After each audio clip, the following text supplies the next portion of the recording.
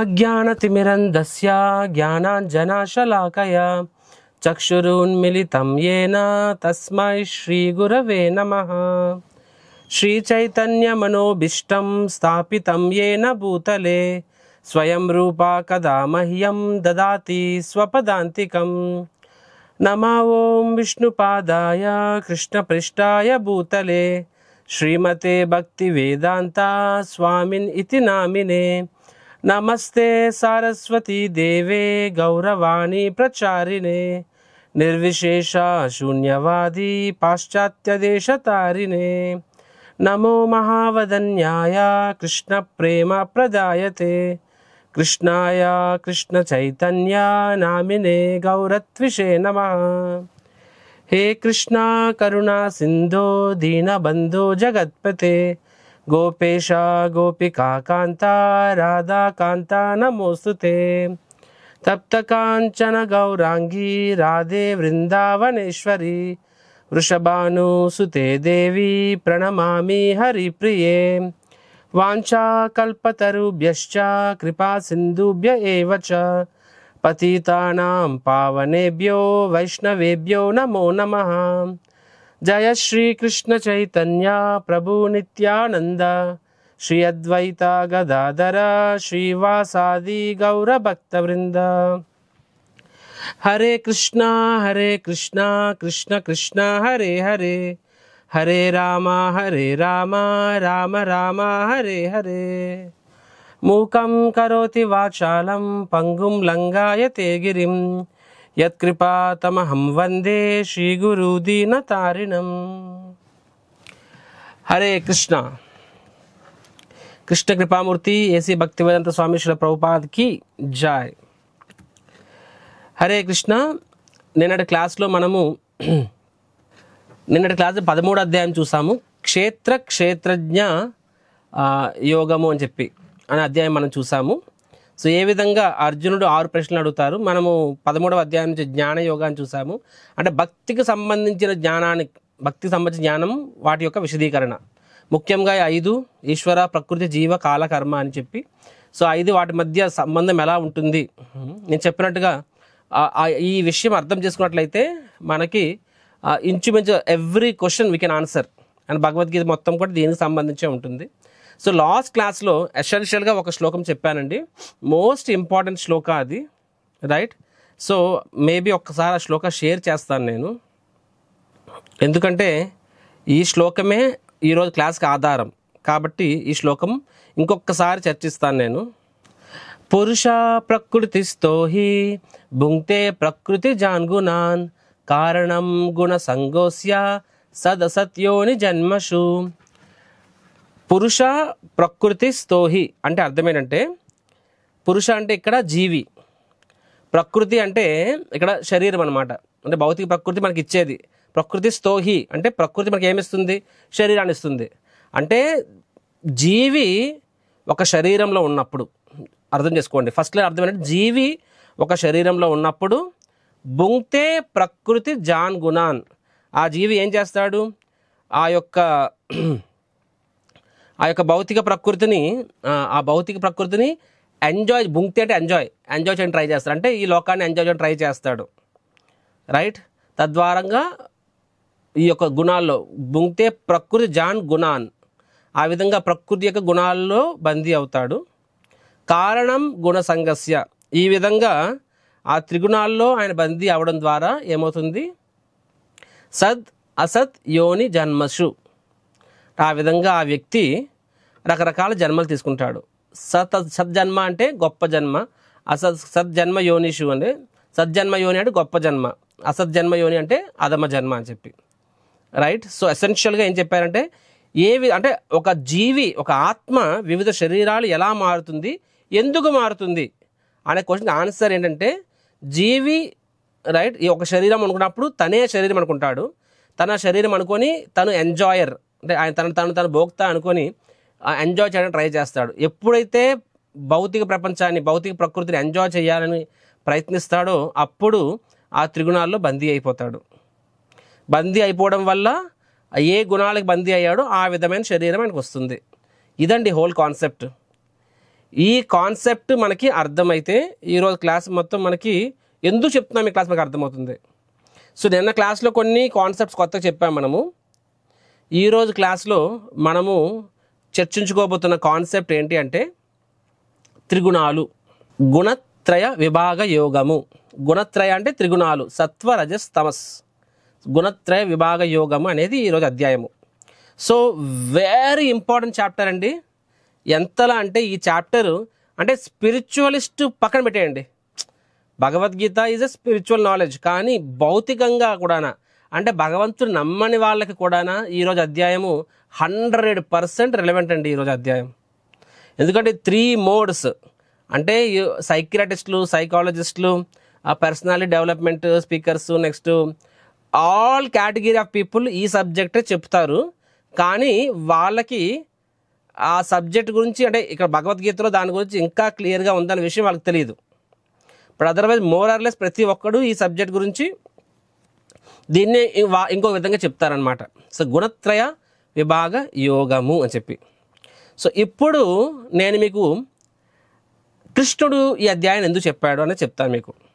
Last క్లాస్లో చెప్పినట్టుగా ఎప్పుడైతే జీవి భౌతిక ప్రకృతిని ఎంజాయ్ చేయాలని ట్రై చేస్తాడో అప్పుడు త్రిగుణాల్లో బందీ అవుతాడని చెప్పుకున్నాను. సో ఈరోజు కృష్ణుడు ఫస్ట్ ఆఫ్ ఆల్ ఆ త్రిగుణాలు అంటే ఏంటని చెప్తారు, ఆ త్రిగుణాలు ఎలాగ విముక్తులు అవ్వాలని చెప్తారనమాట. How to come out of the 3 modes. ఇది మీకు ఒక స్టోరీ ద్వారా చెప్తానండి, మీకు బాగా అర్థమవుతుంది స్టోరీ.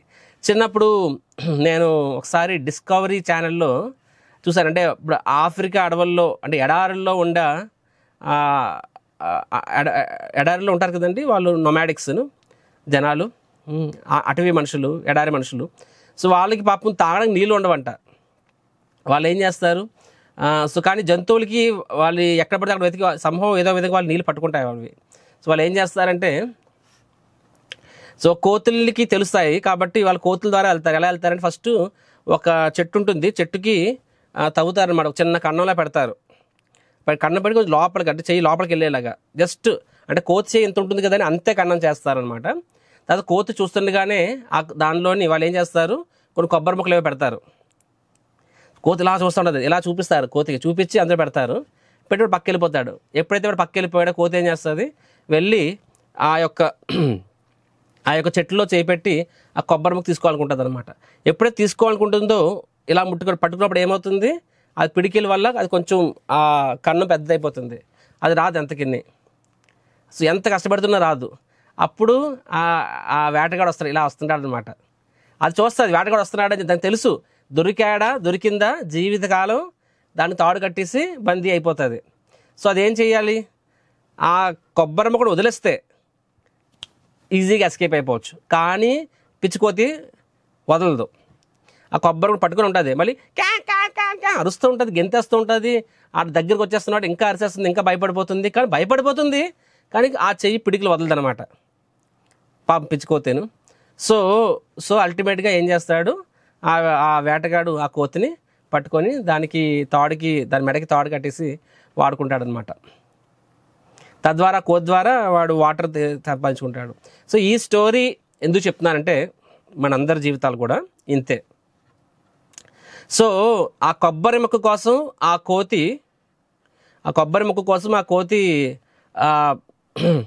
ఆ కన్నులు చేపట్టింది అండ్ అది రాలేకపోతుంది బయటికి, ఆ చెయ్యి ఆ రకంగా బందీ అయిపోయింది అనమాట. కానీ ఎవరు దాన్ని బందీ చేయట్లేదండి, ఎవరు బలవంతంగా దాన్ని బంధించట్లేదు. తను ఆ కొబ్బరి ముక్క మీద అటాచ్డ్ కాబట్టి ఎప్పుడైతే ఆ కొబ్బరి ముక్క వదిలేస్తుందో ఈజీగా తప్పించుకోగలదు. సిమిలర్గా త్రిగుణాలు అనేవి అవి మనల్ని అరెస్ట్ చేయట్లేదండి, మనమే త్రిగుణాలకి అరెస్ట్ అయిపోతున్నాము. సో కృష్ణుడు ఈ అధ్యాయంలో ఆ త్రిగుణాల గురించి చెప్తారు, ఫస్ట్ కాన్సెప్ట్. తర్వాత దాని నుంచి ఎలా బయటపడాలో అన్నది ఈ అధ్యాయంలో జస్ట్ ఈ అధ్యాయం బ్రీఫింగ్ ఉంటుంది. ఫర్దర్ అధ్యాయాల్లో రైట్ గుణత్రయ 17వ అధ్యాయంలోను 18వ అధ్యాయంలోను ఇంకా డీటెయిల్గా చెప్తారు. I hope this is clear introduction. చాలా బాగుంటుంది అధ్యాయము, చాలా ఈజీగా అర్థమవుతుంది. చెప్పాలంటే మీకు ఏమనిపిస్తుంది అంటే నా గురించి చెప్తున్నారేంటబ్బా అనిపిస్తుంది మీకు ఈరోజు. సో ఈ అధ్యాయము నాట్ ఏ బిగ్ చాప్టర్, 27 శ్లోకాలండి ఇందులోని. దీన్ని 4 ఖండాలుగా విభజిస్తే ఫస్ట్ సెక్షన్ ఏంటంటే ఆ త్రిగుణాలు అనే సబ్జెక్ట్ భగవంతుడు చెప్తారు. ఈ యొక్క సమీక్ష చూసారా, దీనికి ఎక్రానిమ్ ఏంటి, TRAP. అంటే ఏ విధంగా భౌతిక లోకంలో మనము జీవి ట్రాప్ అయిపోతున్నాడు అని చెప్పి. సో ఆ ట్రాప్ ఎలా అవుతున్నాడు, త్రిగుణాల ద్వారా. కాబట్టి మేము ఎక్రానిమ్ కూడా ఎలా తయారు చేసామంటే ఆ విధంగా ట్రై చేసాం. ట్రాప్ అని పెట్టి దానికి 4, ప్రతిదానికి 4. సో T అంటే 3 modes. ఫస్ట్ సెక్షన్ త్రిగుణాల గురించి. R అంటే రేస్ ఫర్ ప్రామినెన్స్, రైట్, అంటే త్రిగుణాలు వాటిల్లో ఎలాగ పోటీ పడతాయని చెప్పి. ఏ అంటే యాక్షన్స్ ఇన్ ద మోడ్స్, ఆ త్రిగుణాల్లో ఉన్న వాళ్ళు ఏ విధంగా వ్యవహరిస్తారు అని చెప్పి. లాస్ట్ P అంటే ప్యూర్ లైఫ్, అంటే ఎవరు ఆ త్రిగుణాల నుంచి బయటపడగలరు అని చెప్పి. ఎలా బయటపడగలరు, ఎవరు బయటపడగలరు, right. So let us begin. So first సెక్షన్లో త్రిగుణాల గురించి. శ్రీ భగవాను ఉవాచ పరం భూయ ప్రవక్ష్యామి జ్ఞానానం జ్ఞానముత్తమం యజ్ఞాత్వా మునయః సర్వే పరాం సిద్ధిమితో గతః. సో భగవంతుడు ఏం చెప్తున్నారు, దేవదేవుడైన శ్రీకృష్ణుడు పలికెను, దేనిని తెలుసుకొని మనుషులందరూ పరమసిద్ధిని పొందిరో అట్టి జ్ఞానములో కల్లా ఉత్తమమైన ఈ దివ్య జ్ఞానమును ఇప్పుడు నేను తెలియజేస్తున్నాను అని చెప్పి. భగవంతుడు 7వ అధ్యాయంలో ఇదే చెప్పారు, యజ్ఞాత్వ ప్రవిష్యామి అని చెప్పారు. అండ్ 9వ అధ్యాయం అదే చెప్పారు, రాజవిద్య రాజగుహ్యం అని చెప్పి, అది కూడా టాప్ అని చెప్పారు. 10వ అధ్యాయంలో చెప్పారు, ఇంకొకసారి శ్రద్ధగా విను అని చెప్పి, నా గురించి తెలుసుకోవాలంటే నా ద్వారా తెలుసుకోగలవు కానీ తెలుసుకోలేమని చెప్పి. సో మళ్ళీ ఈరోజు 14వ అధ్యాయంలో కూడా మళ్ళీ చెప్తున్నారు హియర్, విను అని చెప్పి. అంటే భగవంతుడు ప్రతిసారి వినమండగా ప్రతిసారి కొత్త సబ్జెక్ట్స్ని పరిచయం చేస్తున్నారు మనకి. సో ఈ 14వ అధ్యాయంలో భగవంతుడు ఏం పరిచయం చేస్తున్నారంటే ఈ యొక్క త్రిగుణాలు అనే సబ్జెక్ట్ మీద చెప్తున్నారు. యాక్చువల్గా ఈరోజు క్లాసు ఒక రకంగా సింపుల్, ఒక రకంగా చాలా కష్టం కూడా, పూర్తిగా అర్థం చేసుకోవడం కష్టము. కాకపోతే మిగతా ఏదైతే అర్థం కాకపోవచ్చు అది మీకు 17-18లో ఇంకా బాగా అర్థమవుతుంది. కానీ ఈరోజు మీకు ఆ సబ్జెక్ట్ని పరిచయం చేస్తున్నారు, ఆ కాన్సెప్ట్ని కృష్ణుడు పరిచయం చేస్తున్నారు ఇక్కడ 14వ అధ్యాయంలో. సో ఇక్కడ ఏంటంటే ఏ జ్ఞానం గురించి చెప్తున్నారు, ఇక్కడ త్రిగుణాలు గురించి చెప్తున్నారు.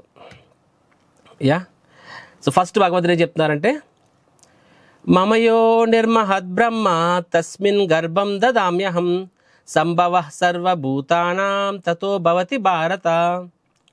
ఓ భరత వంశీయుడా, బ్రహ్మముగా పిలువబడు మహత్తత్వము సమస్త జననముకు ఆధారమై ఉన్నది. సర్వజీవుల జన్మను సంభవింపజేయుచు నేనే ఆ బ్రహ్మమునందు బీజ ప్రదానం కావించుచున్నాను.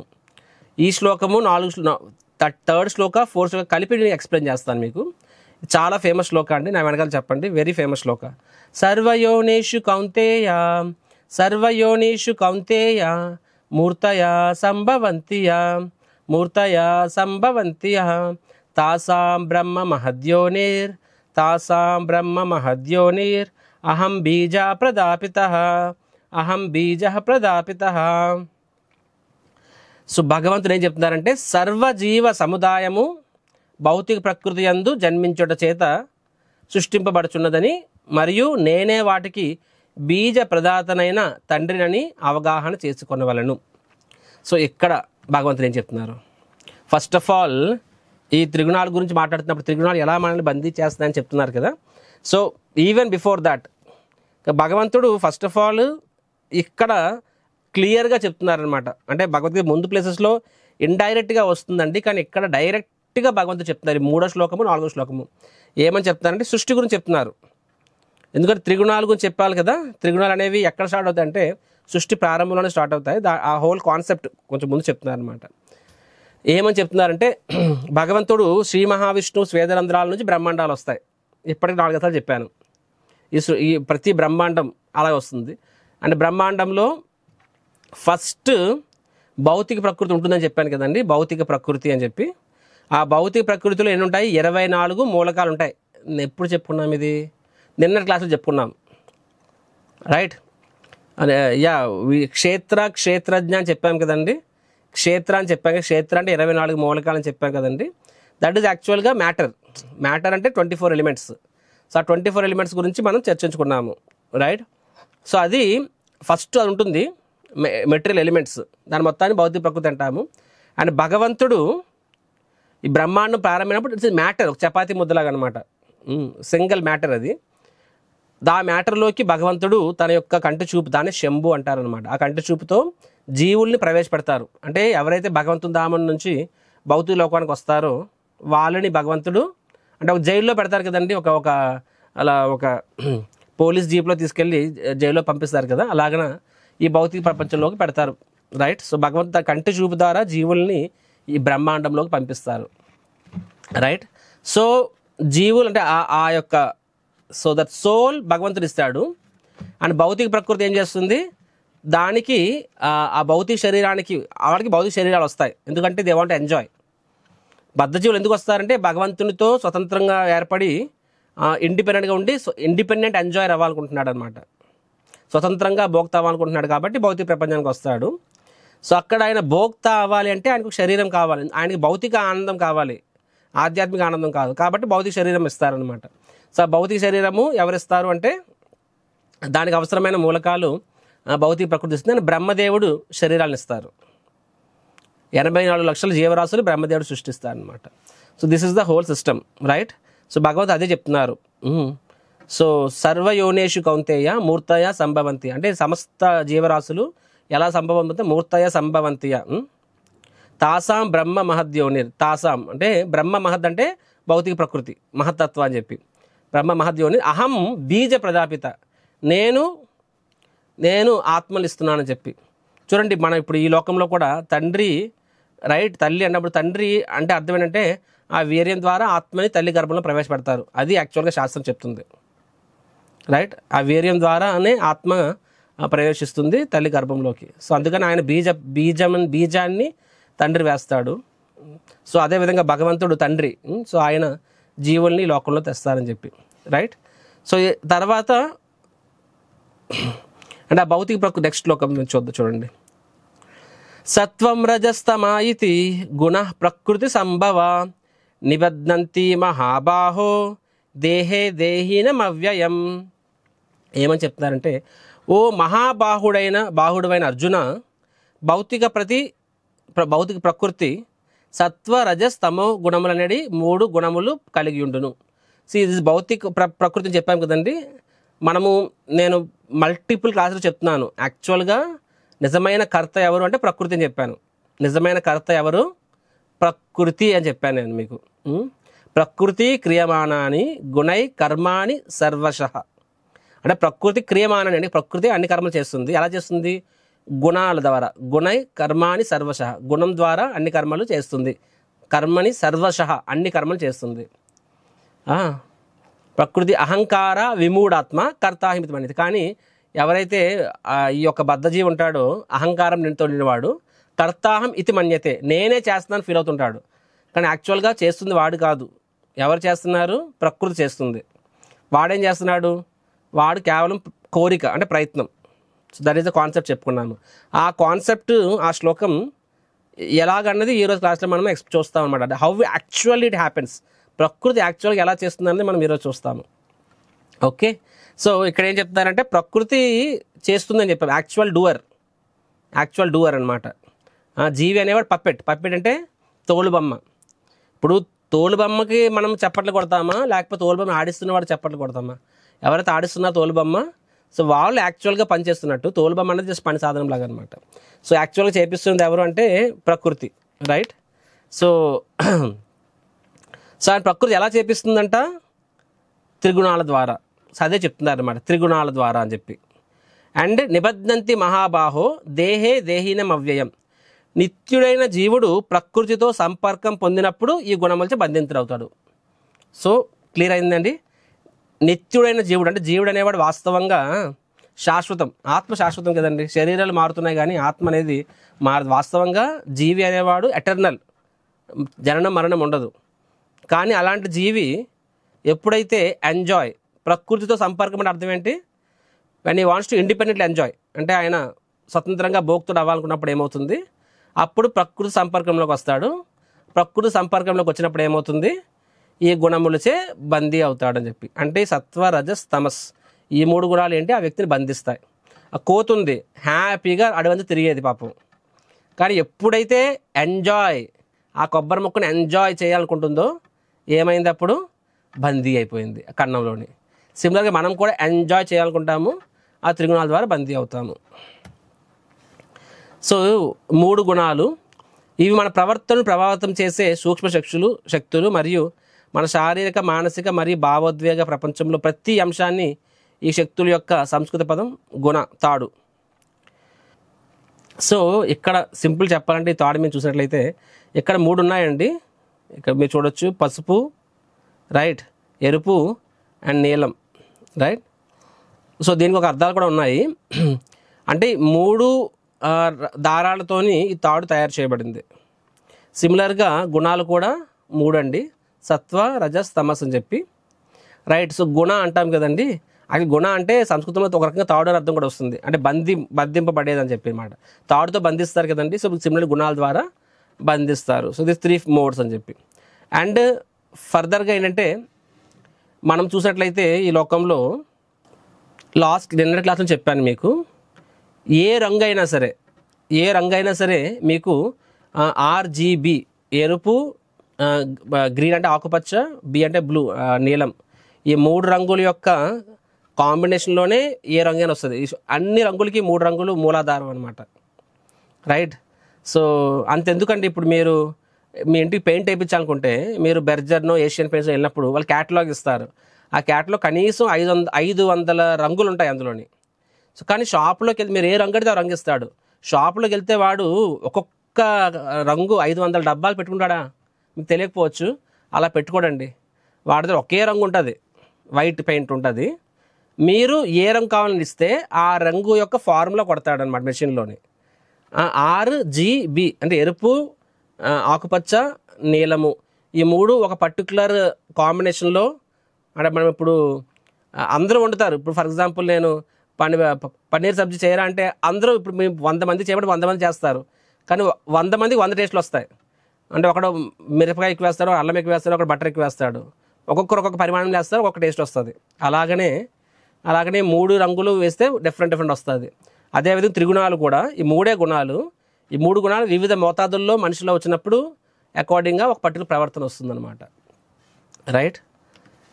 సో ఇప్పుడు సత్వగుణం గురించి కృష్ణుడు చెప్తున్నారు.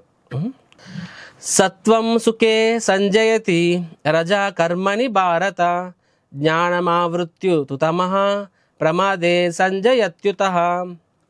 ఓ భరత వంశస్థుడా, సత్వగుణము మానవుణ్ణి సుఖమునందు బంధించును, రజోగుణము అతనిని కామ్యకర్మనందు బంధించును, తమోగుణము జ్ఞానమును ఆవరించి బుద్ధిహీనతయందు అతనిని బంధించును. ఇలా చెప్తున్నారనమాట. సో ఎసెన్షియల్గా మనం చూసినట్లయితే సత్వగుణం గురించి ఏమని చెప్పారు అంటే, సత్వం అనేది ఏంటది, ప్యూరెస్ట్, అత్యంత పరిశుద్ధమైన గుణం అది, రైట్. అండ్ ఆ గుణంలో ఏమొస్తుంది, జ్ఞానము మరియు సుఖం అనేది వస్తుంది సత్వగుణంలో, రైట్.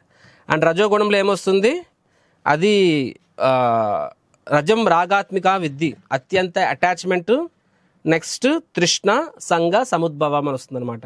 అంటే ఆసక్తి అని చెప్పి మరియు కోరికలు అని చెప్పి వస్తుంది. అది తమో గుణం ఏమొస్తుంది, అజ్ఞానం, రైట్, మ్యాడ్నెస్ అంటే ప్రమాద, అజ్ఞాన మరియు ఆలసత్వం అని చెప్పి వస్తుంది అనమాట. సో ఇలాగా ఈ 3 గుణాలు 3 రకాలుగా పనిచేస్తుందని చెప్తున్నారు ఇక్కడ. యా, సో వీటి గురించి ఎక్స్ప్లెయిన్ చేస్తాను మీకు. ఫస్ట్ చూడండి, సత్వగుణం అంటే గుడ్నెస్. నేను we can see all the examples also. సత్వగుణం ఎలా ఉంటుందంటే ఆ వ్యక్తి ఎలా ఉంటాడంటే సింపుల్గా హ్యాపీగా ఉంటాడు మరియు ఆయన నాలెడ్జ్లో ఉంటాడు. మనం చాలాసార్లు చూస్తాం, చాలామంది సమయాన్ని తెల్లవారు లెగుస్తారు, మంచిగా ఉంటారు, ఎదురు వాళ్ళని బాధ పెట్టరు, వాళ్ళు అన్నీ ఒక క్రమబద్ధంగా చేస్తారు, డిసిప్లిన్డ్గా ఉంటారు, మరియు వాళ్ళ యొక్క బుద్ధి సక్రమంగా పనిచేస్తుంది, వాడు ఏది మంచో ఏది చెడో తెలుస్తుంది. ఇవన్నీ ఏంటంటే సత్వగుణం యొక్క లక్షణాలు, రైట్. సత్వగుణం అనేది కన్సిడర్డ్ బెస్ట్, ఉన్న వాటిల్లో బెస్ట్ గుణం సత్వగుణం అని చెప్పబడుతుంది అనమాట. జ్ఞానంలో ఉంటాడు, జ్ఞానంలో ఉండడం వల్ల మంచి చెడు తెలుస్తుంది కాబట్టి ఆనందంగా ఉంటాడు. అండ్ వాడు తన జీవితాన్ని తన చేతుల్లో ఉంచుకుంటాడు అనమాట. అంటే he is not completely restless person, simple చెప్పాలి అంటే.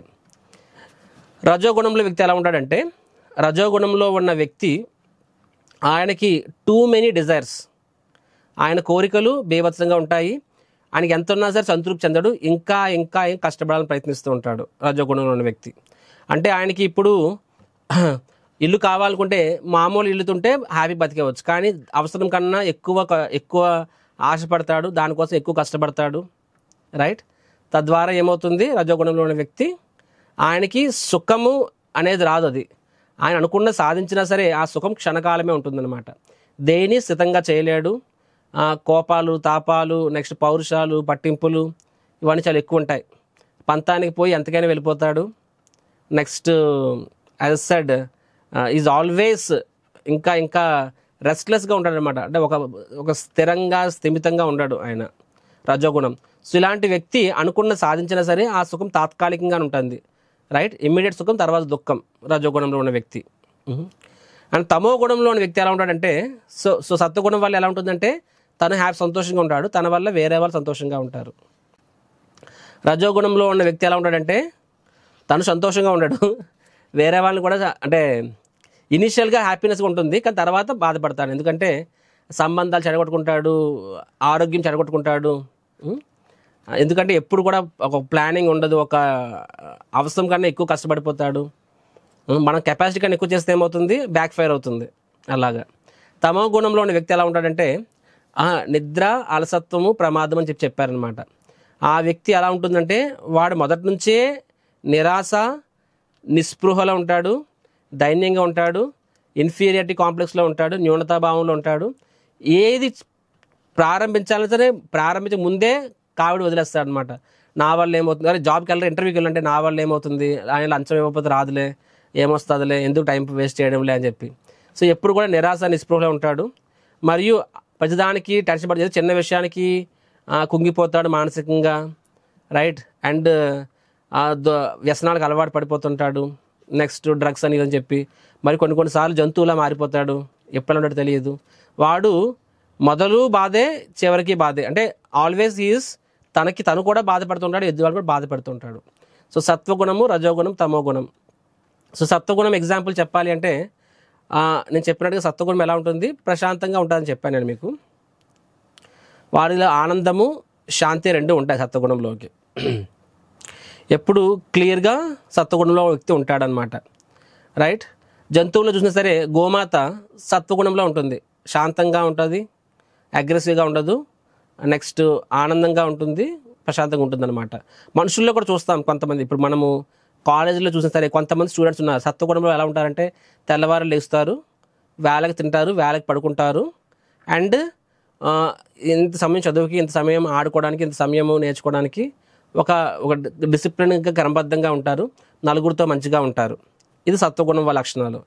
రజోగుణం వాళ్ళ లక్షణాలు ఎలా ఉంటాయంటే వాళ్ళ అమితమైన ప్యాషన్, వాళ్ళు అనుకున్నది వాళ్ళు మరీ ఎక్కువగా అంబిషియస్ అవుతారు, దానికోసం రాత్రి లేదు పగలు లేదు. సో రాత్రి అంతా మేల్కొండిపోతారు, మళ్ళీ మార్నింగ్ కొన్నిసార్లు లేగలేకపోతారు. ఈ ప్లానింగ్ చేసుకుంటారు 10 పనులు చేసేయాలని చెప్పి, కానీ ఒక 2 రోజులు చేస్తారు, 3వ రోజు మానేస్తారు.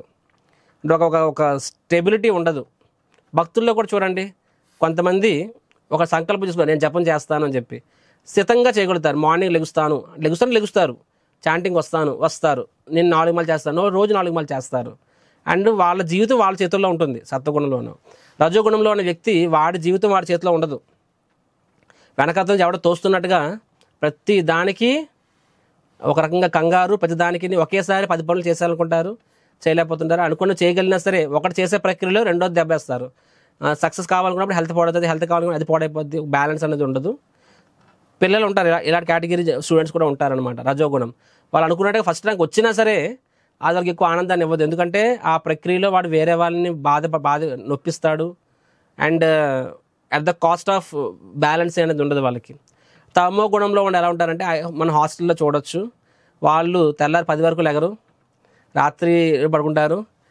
వాళ్ళకి ఒక ప్లానింగ్ ఉండదు, డిసిప్లిన్ ఉండదు, చదవాలంటే ఇంట్రెస్ట్ ఉండదు, ఎప్పుడు సిగరెట్లు, మందు అంటూ అలా ఉంటారు, రూమ్ క్లీన్గా ఉంచుకోరు, బట్టలు మార్చరు, స్నానం చేయరు, అండ్ ఎప్పుడు కూడా నిరాశ, నిస్పృహ మూడుల్లో ఉంటారు.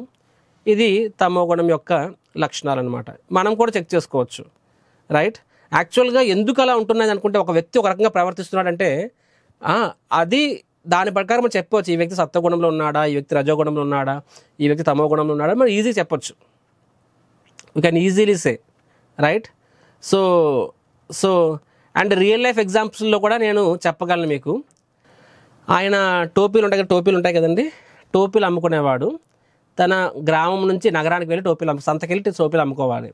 సో సంతకి వెళ్ళే ప్రక్రియలో తెల్లవారి చెద్దన్నం తిని వచ్చాడనమాట. సంతకెళ్ళి సగం దారి వెళ్ళిన తర్వాత ఆయనకి కొంచెం నిద్రలా అనిపించింది. కాసేపు ఆ మూట పక్కన పెట్టి ఆయన కాసేపు ఒక 10 నిమిషాలు పడుకుంటాను, అలిసిపోయాను, మళ్ళీ లేచి సంతకి వెళ్తాను అనుకుంటాడు ఆయన. రైట్. సో అప్పుడు ఏమవుతుంది, పక్కన పెట్టి కాసేపు రెస్ట్ తీసుకుంటాడు. అండ్ ఇన్ ద ప్రాసెస్ ఆయన లేచినప్పటికి ఏమవుతుంది, ఆయన ఒక అడవి మధ్యలో వెళ్తున్నాడు కాబట్టి నిండా కోతులు ఉన్నాయి, వందల కొద్ది కోతులు ఉన్నాయి. సో ఆ కోతులు వచ్చి ప్రతి కోతి క్యాప్ తీసుకొని వెళ్ళిపోయాయి అనమాట.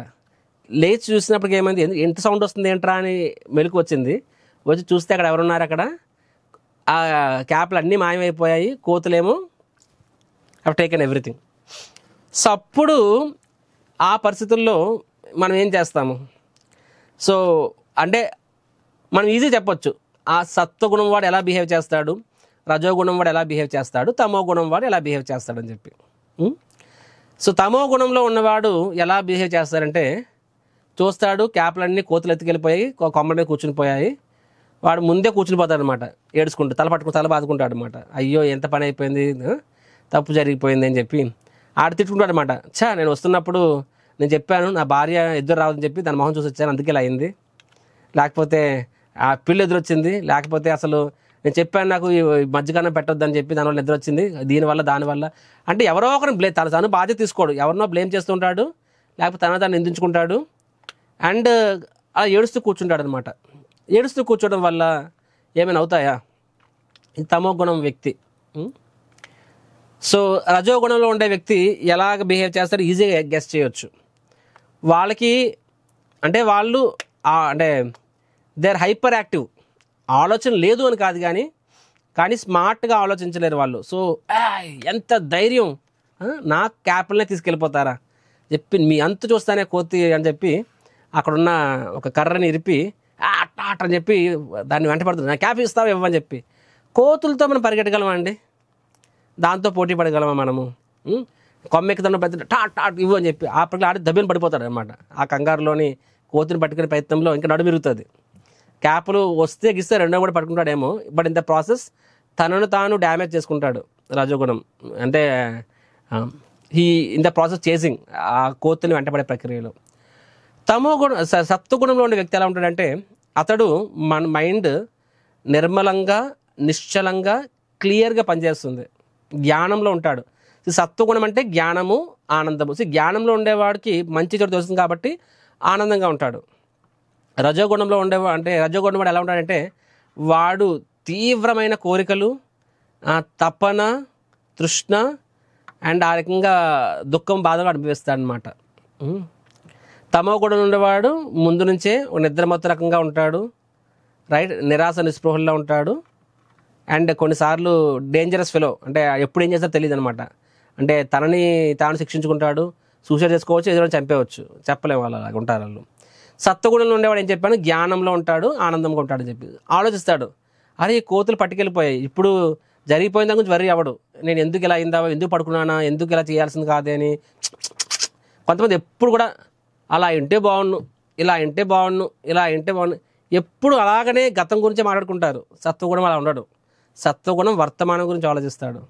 సో ఆయన ఏం చేస్తాడు, సరే ఈ కోతులకి ఒక అలవాటు ఉంటుంది, ఏంటి అలవాటు, అవి మనుషులు అనుకరిస్తాయి, నువ్వు ఏం చేస్తావు చేస్తాయి. సో ఆయన ఏం చేస్తాడు, ఫస్ట్ ఆ దుప్పటి ఉంది కదా మొత్తం పరుస్తాడు చెట్టు కింద, వెళ్ళి ఒక క్యాప్ ఉంటుంది దాని దగ్గర, చూస్తాడనమాట. ఇలా గోక్కుంటాడు, కోతులని గోక్కుంటాయి, ఇలా అంటాడు, అలా అంటాడు. వాడు ఎలా చేస్తుంటే కోతులు అనుకరిస్తున్నాయి. క్యాప్ తీస్తాడు, ఇలా అంటాడు, ఆ కోతులు ఇలా అంటాయి అనమాట. మళ్ళీ పెట్టుకుంటాడు, అవి మళ్ళీ పెట్టుకుంటాయి, మళ్ళీ తెస్తాడు, అవి తెస్తాయి, మళ్ళీ పెట్టుకుంటాయి, మళ్ళీ తెస్తాడు, అవి తెస్తాయి. తీసుకెళ్ళి దాన్ని ఆ బెడ్షీట్ మీద విసిరేస్తాడు అనమాట. సో ఆడు బెడ్షీట్ మీద విసిరినప్పటికీ అన్ని కోతులు కూడా చెట్టు కొమ్మల మీద ఉన్నవి అవి కూడా విసిరేస్తాయి ఆ బెడ్షీట్ మీద. వెంటనే అన్ని మూత కట్టించుకుని అంటే ఆయన బంధించేస్తాడు అనమాట. సో స్మార్ట్గా ఆయన చేస్తాడు. సో దిస్ ఇస్ సత్వగుణ. ఇది ఒక ఎగ్జాంపుల్, ఫిక్షనల్ స్టోరీ. కానీ ఇదే స్టోరీని మీరు మీ జీవితాల్లో కూడా చూడండి. మన అందరి జీవితాల్లో ఒక పరిస్థితిని, ఒక పర్టికులర్ పరిస్థితిని ఒక్కొక్కరు ఒక విధంగా ప్రవర్తిస్తారు. తమో గుణం ఉండేవాడు ముందుగానే చేతులు ఎత్తేస్తారు. రజోగుణం అనేవాడు డీప్గా ఆలోచించకుండా అరే అంత పడని సార్ ఎందుకు అలా అన్నారు, నేను చూసుకొని తడాక అని చూపిస్తాను, నేను సాధించేస్తాను, నా పవర్ ఏంటో చూపిస్తాను అని చెప్పి లేనిపోయిన ప్రతాపాలకు పోయి తనను తాను శిక్షించుకుంటూ ఉంటాడు అనమాట. సత్వగుణం వాడు అసలు ఎందుకు అలా అయింది ఆలోచిద్దాము అని చెప్పి తర్వాత అవసరమైన ప్రశాంతంగా డిస్కషన్ చేసుకొని సమస్యను పరిష్కరించుకుంటాడు సత్వగుణం. సో వినడానికి ఎలా ఉంది అంటే సత్వగుణము బెస్ట్, రజోగుణం ఓకే, తమోగుణం వేస్ట్ అన్నట్టుగా ఉంటుంది. కానీ కృష్ణుడు ఏమని చెప్తున్నారంటే ఈ శ్లోకంలో, ఏం చెప్తున్నారంటే ఇక్కడ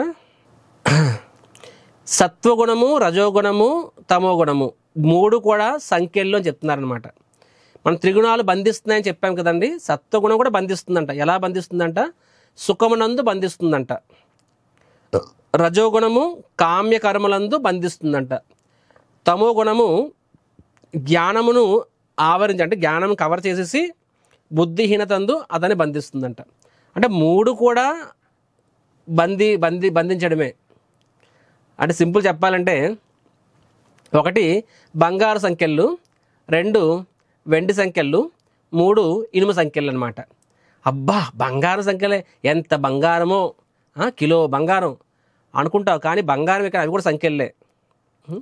రజోగుణం అది కూడా సంఖ్యలు, తమో కూడా సంఖ్యలే. అదేలాగా ప్రభుజీ సత్వగుణం ఎలా సంఖ్యలు అనేది కృష్ణుడు చెప్తున్నాడు. సుఖమునందు బంధించును అని చెప్పి చూద్దాం కృష్ణుడు ఏం చెప్తున్నారు. ఇక్కడ మీరు చూసారండి ఈ ఫోటో మనకు అర్థం కావాలి. ఇక్కడ 3 స్త్రీలు ఉన్నారు. నేను చెప్పినట్టుగా పసుపు, ఎరుపు, నీలం అని చెప్పి. టిపికల్గా పసుపు అనేది సత్వగుణానికి ప్రతీక, ఎరుపు అనేది రజోగుణానికి ప్రతీక, నీలం అనేది తమో గుణానికి ప్రతీక. రైట్. సో మీరు ఆలోచించండి. పసుపు కాషాయం అని సత్వగుణం, రైట్, మంచిదానికి ప్రతీక అనమాట. ఎరుపు అనేది బై డిఫాల్ట్ రజోగుణం, రెడ్ అంటే రజోగుణం, బ్లూ అనేది టిపికల్గా తమో గుణం, కామన్ కలర్ అది. బెడ్షీట్లు చూడండి, నీలం రంగు చూడగానే మనకు ఒక రకమైన మొత్తం వస్తుంది అనమాట. సో ఆ 3 ఒక వ్యక్తిని ఒక రకంగా ఆడిస్తున్నాయి. ఆ విధంగా ఆ వ్యక్తి ఐదర్ నవ్వుతాడు, లేకపోతే ఏడుస్తాడు, లేకపోతే కోపడుతూ ఉంటాడు, ఒక రకంగా ప్రవర్తిస్తుంటాడు. తనకేమనిపిస్తుందంటే నేనే అలా ప్రవర్తిస్తున్నాను అనిపిస్తుంది, కానీ వాస్తవంగా ఆయన అలా చేయట్లేదు, ఆడిస్తున్నాయి. ఎగ్జాంపుల్, మీరు ఎప్పుడైనా సరే ఎడ్ల బండి ఎక్కారా అండి? ఎడ్ల బండి చిన్నప్పుడు నేను చాలాసార్లు ఎక్కాను ఎడ్ల బండి.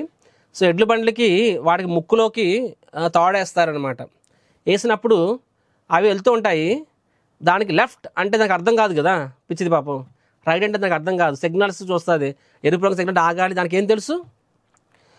సో ఆ రైతు ఏం చేస్తాడు, ఎడం వైపు వెళ్ళాలంటే దానికి కళ్ళేలు ఉంటాయి కదా, అది ఎడం వైపు దానిది లాగుతాడనమాట. తాడు లాగినప్పుడు ఆ ఎడ్లకి ఎడం వైపు తాడుంది కాబట్టి అది లాగినప్పుడు అది నొప్పి వస్తుంది కొంచెం. ఆ నొప్పి వచ్చిన నొప్పి తగ్గించుకోవడం కోసం ఇలా ఇటువైపు తిరుగుతుంది. అది ఆ నొప్పి తగ్గించుకోవడం కోసం ఒకవైపు తిరుగుతుంది, ఎడం వైపు వెళ్తుంది.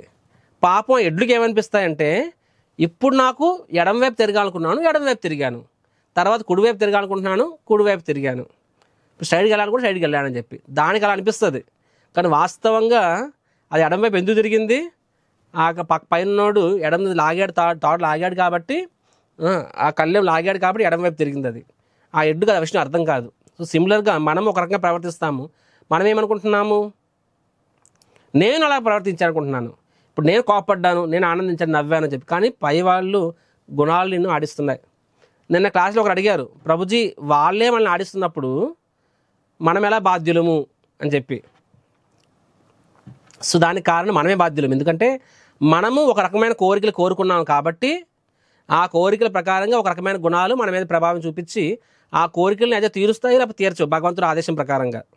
భగవంతుడు ఎస్ అంటే తీరుస్తాయి, నో అంటే తీర్చదు ప్రకృతి. ఎస్ అంటే ప్రకృతి తీరుస్తుంది. ఎలా తీరుస్తుంది, ఆ గుణాలని నీ మీద ప్రయోగిస్తుంది. నో అంటే తీర్చదు. ఎలా అప్పుడు వేరే గుణాలు నీ మీద బిహేవ్ చేసి నీతో ఒక రకంగా ప్రవర్తిస్తుంది. సో అవి నిన్ను ఆడిస్తున్నాయి, నీచే చేపిస్తున్నాయి, నువ్వే చేస్తున్నావు అనుకుంటున్నావు, కానీ అవి చేపిస్తున్నాయి. కానీ బాధ్యుడు నువ్వే, ఎందుకంటే నువ్వే డిజైర్ కాబట్టి. ఎసెన్షియల్గా సింపుల్ చెప్పాలంటే త్రిగుణాలు మనల్ని ఆడిస్తూ ఉంటాయి. మనం చూడొచ్చు ఎదురు వ్యక్తిలో కూడా, ఒక్కొక్క వ్యక్తి ఒక్కొక్కలా ప్రవర్తిస్తుంటాడు. ఒకే సమస్య ముగ్గురుగా ప్రవర్తిస్తుంటారనమాట. ఎందుకంటే ఒక వ్యక్తిలో సత్వగుణంలో ఒకలా ఉంటాడు, రజోగుణంలో వ్యక్తి ఒకలా ఉంటాడు, తమో గుణం ఒకలా ఉంటాడు అనమాట. ఈరోజు ప్రసాదం అయిపోయింది, తమో గుణం వస్తాడనమాట. ప్రసాదం లేదా, ఛీ అందుకే నేను టెంపుల్ రానన్నాను. అసలు బ్రహ్మచర్యాశ్రమంలో మళ్ళీ పట్టించుకోరు, వేస్ట్. ఎందుకు ఇంటికి వెళ్ళిపోతా, భోజనం దొరకదు, ఇంటికి వెళ్ళిపోతావు ఆశ్రమం వదిలేసి. అరే అమ్మా నాన్న వదిలి కూడా వచ్చావు భగవంతుని కోసము, ఇప్పుడు ప్రసాదం దొరకలని చెప్పి ఇంటికి వెళ్ళిపోతావా? తమో గుణం. రజోగుణం వాడు ఏం చేస్తాడు, ప్రసాదం అయిపోయిందా, ఎవడా కిచెన్ ఇన్ఛార్జ్, కమా నేను ఏరా బుద్ధి లేదా, చేయాలి తెలియదు అని గొడవ పడతాడు రజోగుణం వాడు. సత్వగుణం వాడు ఏం చేస్తాడు, ఓ అయిపోయిందా ఎందుకైతే కనుక్కుంటాడు, మేబీ నేను టైంకి రాలేదేమో రేపు టైంకి వస్తాను అనుకుంటాడు అనమాట. సో అది సమస్య పరిష్కారం. సో ఒక్కొక్కరు ఒక్కొక్కలా ప్రవర్తిస్తారు. సో ఇప్పుడు మనము ఎసెన్షియల్గా ఇది క్విక్గా చెప్తాను. ఇది నేను సత్వగుము, రజసము, తామసం అని చెప్పి కార్యాచరణ. సత్వగుణం వాళ్ళు అంటే ఎలా మనం వాళ్ళని గమనించవచ్చు అంటే వాళ్ళ అలవాట్లు బట్టి వాళ్ళు ఏ గుణంలో ఉన్నారో మనం చెప్పొచ్చు అంట. సో పుస్తకాలు ఎలాంటి చదువుతారు సత్వగుణం వాళ్ళు, ఇన్స్పిరేషనల్ మోటివేషనల్ బుక్స్ చదువుతారంట. రజోగుణం వాళ్ళు ఎలా చదువుతారు, థ్రిల్లర్స్, యాక్షన్, మర్డర్ అలాంటివి, మర్డర్ థ్రిల్లర్స్ అలాంటి చదువుతారు అన్నమాట. తమో గుణం వాళ్ళు ఎలా చేస్తారంటే వాళ్ళు sadistic elements or pornographic and lazy అలాంటి చదువుతారనమాట. సో సత్వగుణం వాళ్ళు రోజు ఎలా ఉంటుందంట, వాళ్ళ యొక్క ఎంగేజ్మెంట్ టిపికల్గా ఎడ్యుకేషన్. రజోగుణం అనేది డబ్బు వస్తే చాలు ఏ రకమైన పనులను చేస్తారు. తమో గుణం వాళ్ళు వ్యసనాలకి బానిసలు అవుతారు అనమాట పాపం. సత్వగుణం వాళ్ళు ఎప్పుడు యాక్టివ్గా ఉంటారు, తెల్లవారు యాక్టివ్గా ఉంటారు, ఎర్లీ మార్నింగ్ అవర్స్ వాళ్ళు యాక్టివ్గా ఉంటారు, ఎర్లీ మార్నింగ్ లెగుస్తారు, వాళ్ళు చాలా పనులు ఎర్లీ మార్నింగ్ చేసేసుకుంటారు అనమాట. రజోగుణం వాళ్ళు డే టైం, తమో గుణం వాళ్ళు రాత్రులు మేల్కొని ఉంటారనమాట, రాత్రులు వాళ్ళ పనులు మెజారిటీ చేస్తూ ఉంటారు తమో గుణం. సత్వగుణం రాత్రులు పడుకుంటారు, తెల్లారి పని చేస్తారు. తమో గుణం వాళ్ళు తెల్లారి పడుకుంటారు, రాత్రులు పని చేస్తారు. సత్వగుణం వాళ్ళ యొక్క సంగీతం ఎలాంటి వాటి ఇంట్రెస్ట్ ఉంటుందంటే శాస్త్రీయ మరియు సాఫ్ట్ మ్యూజిక్. రజోగుణం వాళ్ళు జాజ్, రాక్, పాప్ అలాంటివి. తమో గుణం వాళ్ళకి ఎవరైనా జంతువు అరుపులు లేకపోతే మనిషి ఏడుస్తూ ఉంటే ఆనందించడం, సాడిస్టిక్ హ్యాపీనెస్ అనమాట. ఆహారం ఎలా ఉంటుందని సత్వగుణం ఆరోగ్యకరమైనది, రసభద్రం శాకాహారము. రజోగుణం ఎలా ఉంటుంది, స్పైసీ, ట్యాంజీ, హాట్ మసాలాస్ని, కారంగా స్పైసీ ఫుడ్ అలాంటివి రజోగుణం. తమో గుణం ఏంటంటే 10 రోజులు పాచిపోయినవి ఆర్ ఫెర్మెంటెడ్ ఆల్కహాల్ అంటే ఫెర్మెంటెడ్ కదా, సంవత్సరాల కొద్ది కొల్లబెట్టిన వాటిని ఆల్కహాల్ కింద చేస్తారు, మత్తు ఇచ్చేవి అలాంటి వాళ్ళు ఇష్టపడతారు అనమాట. మనోస్థితి ఆనందకరము, జ్ఞానము చెప్పారు, కృష్ణుడు చెప్పాడు ఇది. రజోగుణము ఉద్రేకము, అత్యాస. తమో గుణము సోమరితనము, మందమతి, నెక్స్ట్ సో ఇలా ఉంటుందన్నమాట. సో ఇప్పుడు నెక్స్ట్ శ్లోకం మనం చూస్తాము. ఈ 3 గుణాలు ఏమిటి అంటే చెప్పినట్టుగా ఈ ప్రాథమిక రంగులు లాంటివి అనమాట. ఈ 3 గుణాలతోనే కాంబినేషన్లో ప్రతి జీవి కూడా ఈ 3 గుణాల్లో వివిధ కాంబినేషన్స్. మన ఫ్రూట్ జ్యూస్ చేస్తామండి, యాపిల్, ద్రాక్ష, మేబీ దానిమ్మ. సో ఈ 3 ఉన్నాయి ఫ్రూట్లు. మనం జ్యూస్ చేయండి అంటే ఒకటి ఎక్కువ ఒకటి తక్కువ వేయచ్చు. ఆ కాంబినేషన్ ప్రకారంగా 100 వెరైటీస్ చేయొచ్చు ఆ 3 అలాగనే 100 రకాల కాన్షియస్నెస్లు వస్తాయి ఈ 3 గుణాలతోనే. సో మన వ్యక్తిత్వం, మన ప్రవర్తన, మన జీవన విధానం ఇవన్నీ కూడా త్రిగుణాలే ప్రభావితం చేస్తాయన్నమాట, శారీరకంగా, మానసికంగా అన్నీ కూడా. సో ఇప్పుడు మనం చెప్పినట్టుగా ఇందాక చెప్పాం కదండి, సత్వగుణము మనల్ని బంధిస్తుంది, ఆనందం వల్ల బంధిస్తుందంట. రజోగుణం కూడా బంధిస్తుందంట, తమో గుణం కూడా బంధిస్తుందంట. ఎందుకు ఇవి బందీలు, ఎందుకు మనల్ని బంధిస్తున్నాయి, ఎలా మనకి లోకానికి బంధిస్తున్నాయి అంటే ఇక్కడ మనం చూడొచ్చు. సో సత్వగుణంతో ప్రాబ్లం ఏంటంటే ఆయన ఆనందంగా ఉంటాడు. సో ఆయనకి భగవంతుడు అనేవాడు అవసరం పడదు చాలాసార్లు. అంటే గుడికి వెళ్తాడేమో, గుడికి వెళ్ళినా సరే టంగ్ వారంకి ఒకసారి గుడికి వెళ్తాడు, వచ్చేస్తాడు అంతే. ఎందుకంటే ఎవ్రీథింగ్ హ్యాపీగా అనిపిస్తుంది ఆయనకి. కానీ జీవితం భౌతిక ప్రపంచం దుఃఖాలయము, నేను ఆత్మని భగవంతుని చేరుకోవాలి, ఎందుకు బాగానే ఉన్నాను కదా, బీ గుడ్ డూ గుడ్, మంచిగా ఉండి మంచి చెయ్యి. సో ఆయనకి ఆ సీరియస్నెస్ రాదు. స్పిరిచువల్ లైఫ్లో ఒకే జన్మ నేను ఇంప్రూవ్ అవ్వాలి అనే సీరియస్నెస్ రాదనమాట. ఎందుకంటే ఆయన ఆల్రెడీ ఒక మెంటల్గా సాటిస్ఫై అయిపోయి ఉంటాడు ఆయన. సో వాళ్ళు ఏది సీరియస్గా వాళ్ళు స్పిరిచువల్ లైఫ్ అంతా సీరియస్గా తీసుకోరు. బికాజ్ ఆల్రెడీ ఒక రకం భౌతికంగా ఒక రకంగా హ్యాపీగా ఉన్నారు కాబట్టి అత్యాశకు పోవట్లేదు, ఎవరైతే గొడవ పడట్లేదు, ఉన్నదాంతో సంతోషంగా ఉన్నారు. సో ఆ భౌతిక సుఖంలోనే, భౌతిక జీవితంలో సుఖంగా ఉంటారు వాళ్ళు. సో అప్పుడు వాళ్ళకి ఆధ్యాత్మిక జీవితం అనేది చాలాసార్లు అర్థం కాదు వాళ్ళకి సత్వగుణంలో. అండ్ రజోగుణంలో వాళ్ళు ఏమో కూడా అరే నేను ఆల్రెడీ మంచోడిని, నాకు బ్యాడ్ హ్యాబిట్స్ ఏం లేవు, మేబీ నాకేం కష్టాలు ఏమి, నేను ఎందుకు వెళ్ళాలి అన్నట్టుగా ఉంటారు వాళ్ళు. అంటే కవులు, స్కాలర్స్, సమాజ సేవ చేసేవాళ్ళు రైట్ ప్రశాంతంగా ఉంటారన్నమాట వాళ్ళు. కానీ ప్రాబ్లం ఏంటంటే వాళ్ళ గమ్యం తెలియదు, డెస్టినేషన్ తెలియదు.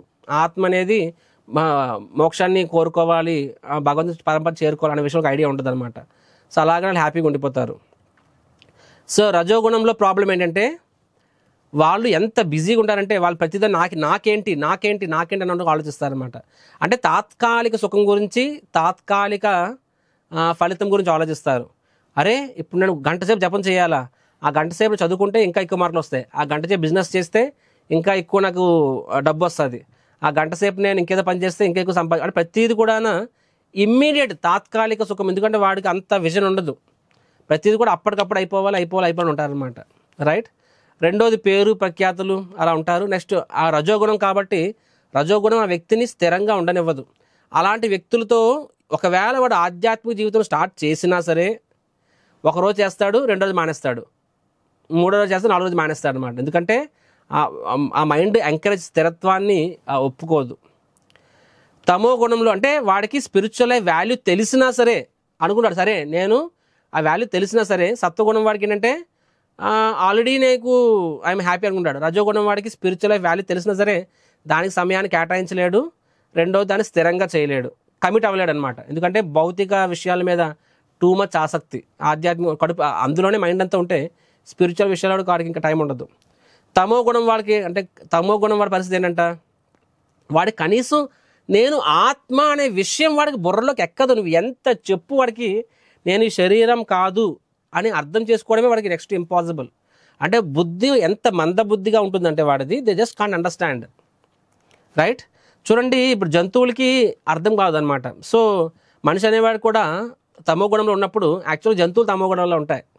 సో అదే గుణం అలవాటు చేసుకున్నప్పుడు ఏమవుతుంది, న్యాచురల్లీ వాడు అలాగా బిహేవ్ చేస్తారు, వాడికి అసలు అర్థమే కాదు. సో ఈ విధంగా ఏంటంట ఈ గుణాల్లో ఉండేవాళ్ళు అర్థం చేసుకోలేరని చెప్తున్నారు ఇక్కడ. రైట్. చాలా జడంగా అజ్ఞానంలో మరియు పరమాత్మ సందేశం వినడానికి సిద్ధంగా ఉండడు, వాడికి అర్థం కూడా కాదు అసలుకి. సో సెకండ్ సెక్షన్ ఏంటంటే రేస్ ఫర్ ప్రామినెన్స్, అంటే ప్రాముఖ్యత కోసం పందెం. సో మనం ఇక్కడ చూడొచ్చు ఈ సత్వ రజస్ తమస్ ఒకే వ్యక్తిలో ఈ మూడు ఉంటాయి. ఒక్కొక్క సందర్భంలో అంటే ప్రకృతి ఏంటంటే నీ చేత పని చేయించాలనుకుంటుంది, ఎందుకంటే ఒకటి కోరుకున్నావు కాబట్టి. ఆ పని చేయించాలనుకున్నప్పుడు ఐదర్ సత్వగుణాన్ని ప్రమోట్ చేస్తే పని అవుతుందంటే సత్వగుణాన్ని ప్రమోట్ చేస్తుంది, రజోగుణాన్ని ప్రమోట్ చేసినట్టు పని అవుతుందంటే రజోగుణాన్ని ప్రమోట్ చేస్తుంది, తమో గుణాన్ని దాన్ని ప్రోత్సహిస్తే పని అవుతుందంటే తమో గుణాన్ని ప్రోత్సహిస్తుంది. సో ప్రకృతి అలా చేపిస్తుంది. సో కాబట్టి ఒక వ్యక్తిలో వివిధ సందర్భాల్లో వివిధ గుణాలు ఆధిక్యంలో ఉంటాయి, అత్యధికంగా ఉంటుందన్నమాట. రైట్. సో నేనే కొన్ని సందర్భాలు శాంతంగా ఉంటానేమో అంటే సత్వగుణం ఎక్కువ ఉంది, కొన్ని సందర్భంలో కోపంగా ఉంటానేమో రజోగుణం ఎక్కువ ఉంది, కొన్ని సందర్భంలో డిస్కరేజింగ్గా డిసప్పాయింటెడ్గా అలా ఉంటామేమో తమో గుణం ప్రామినెంట్గా ఉంది.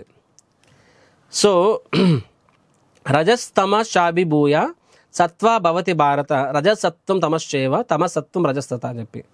రైట్.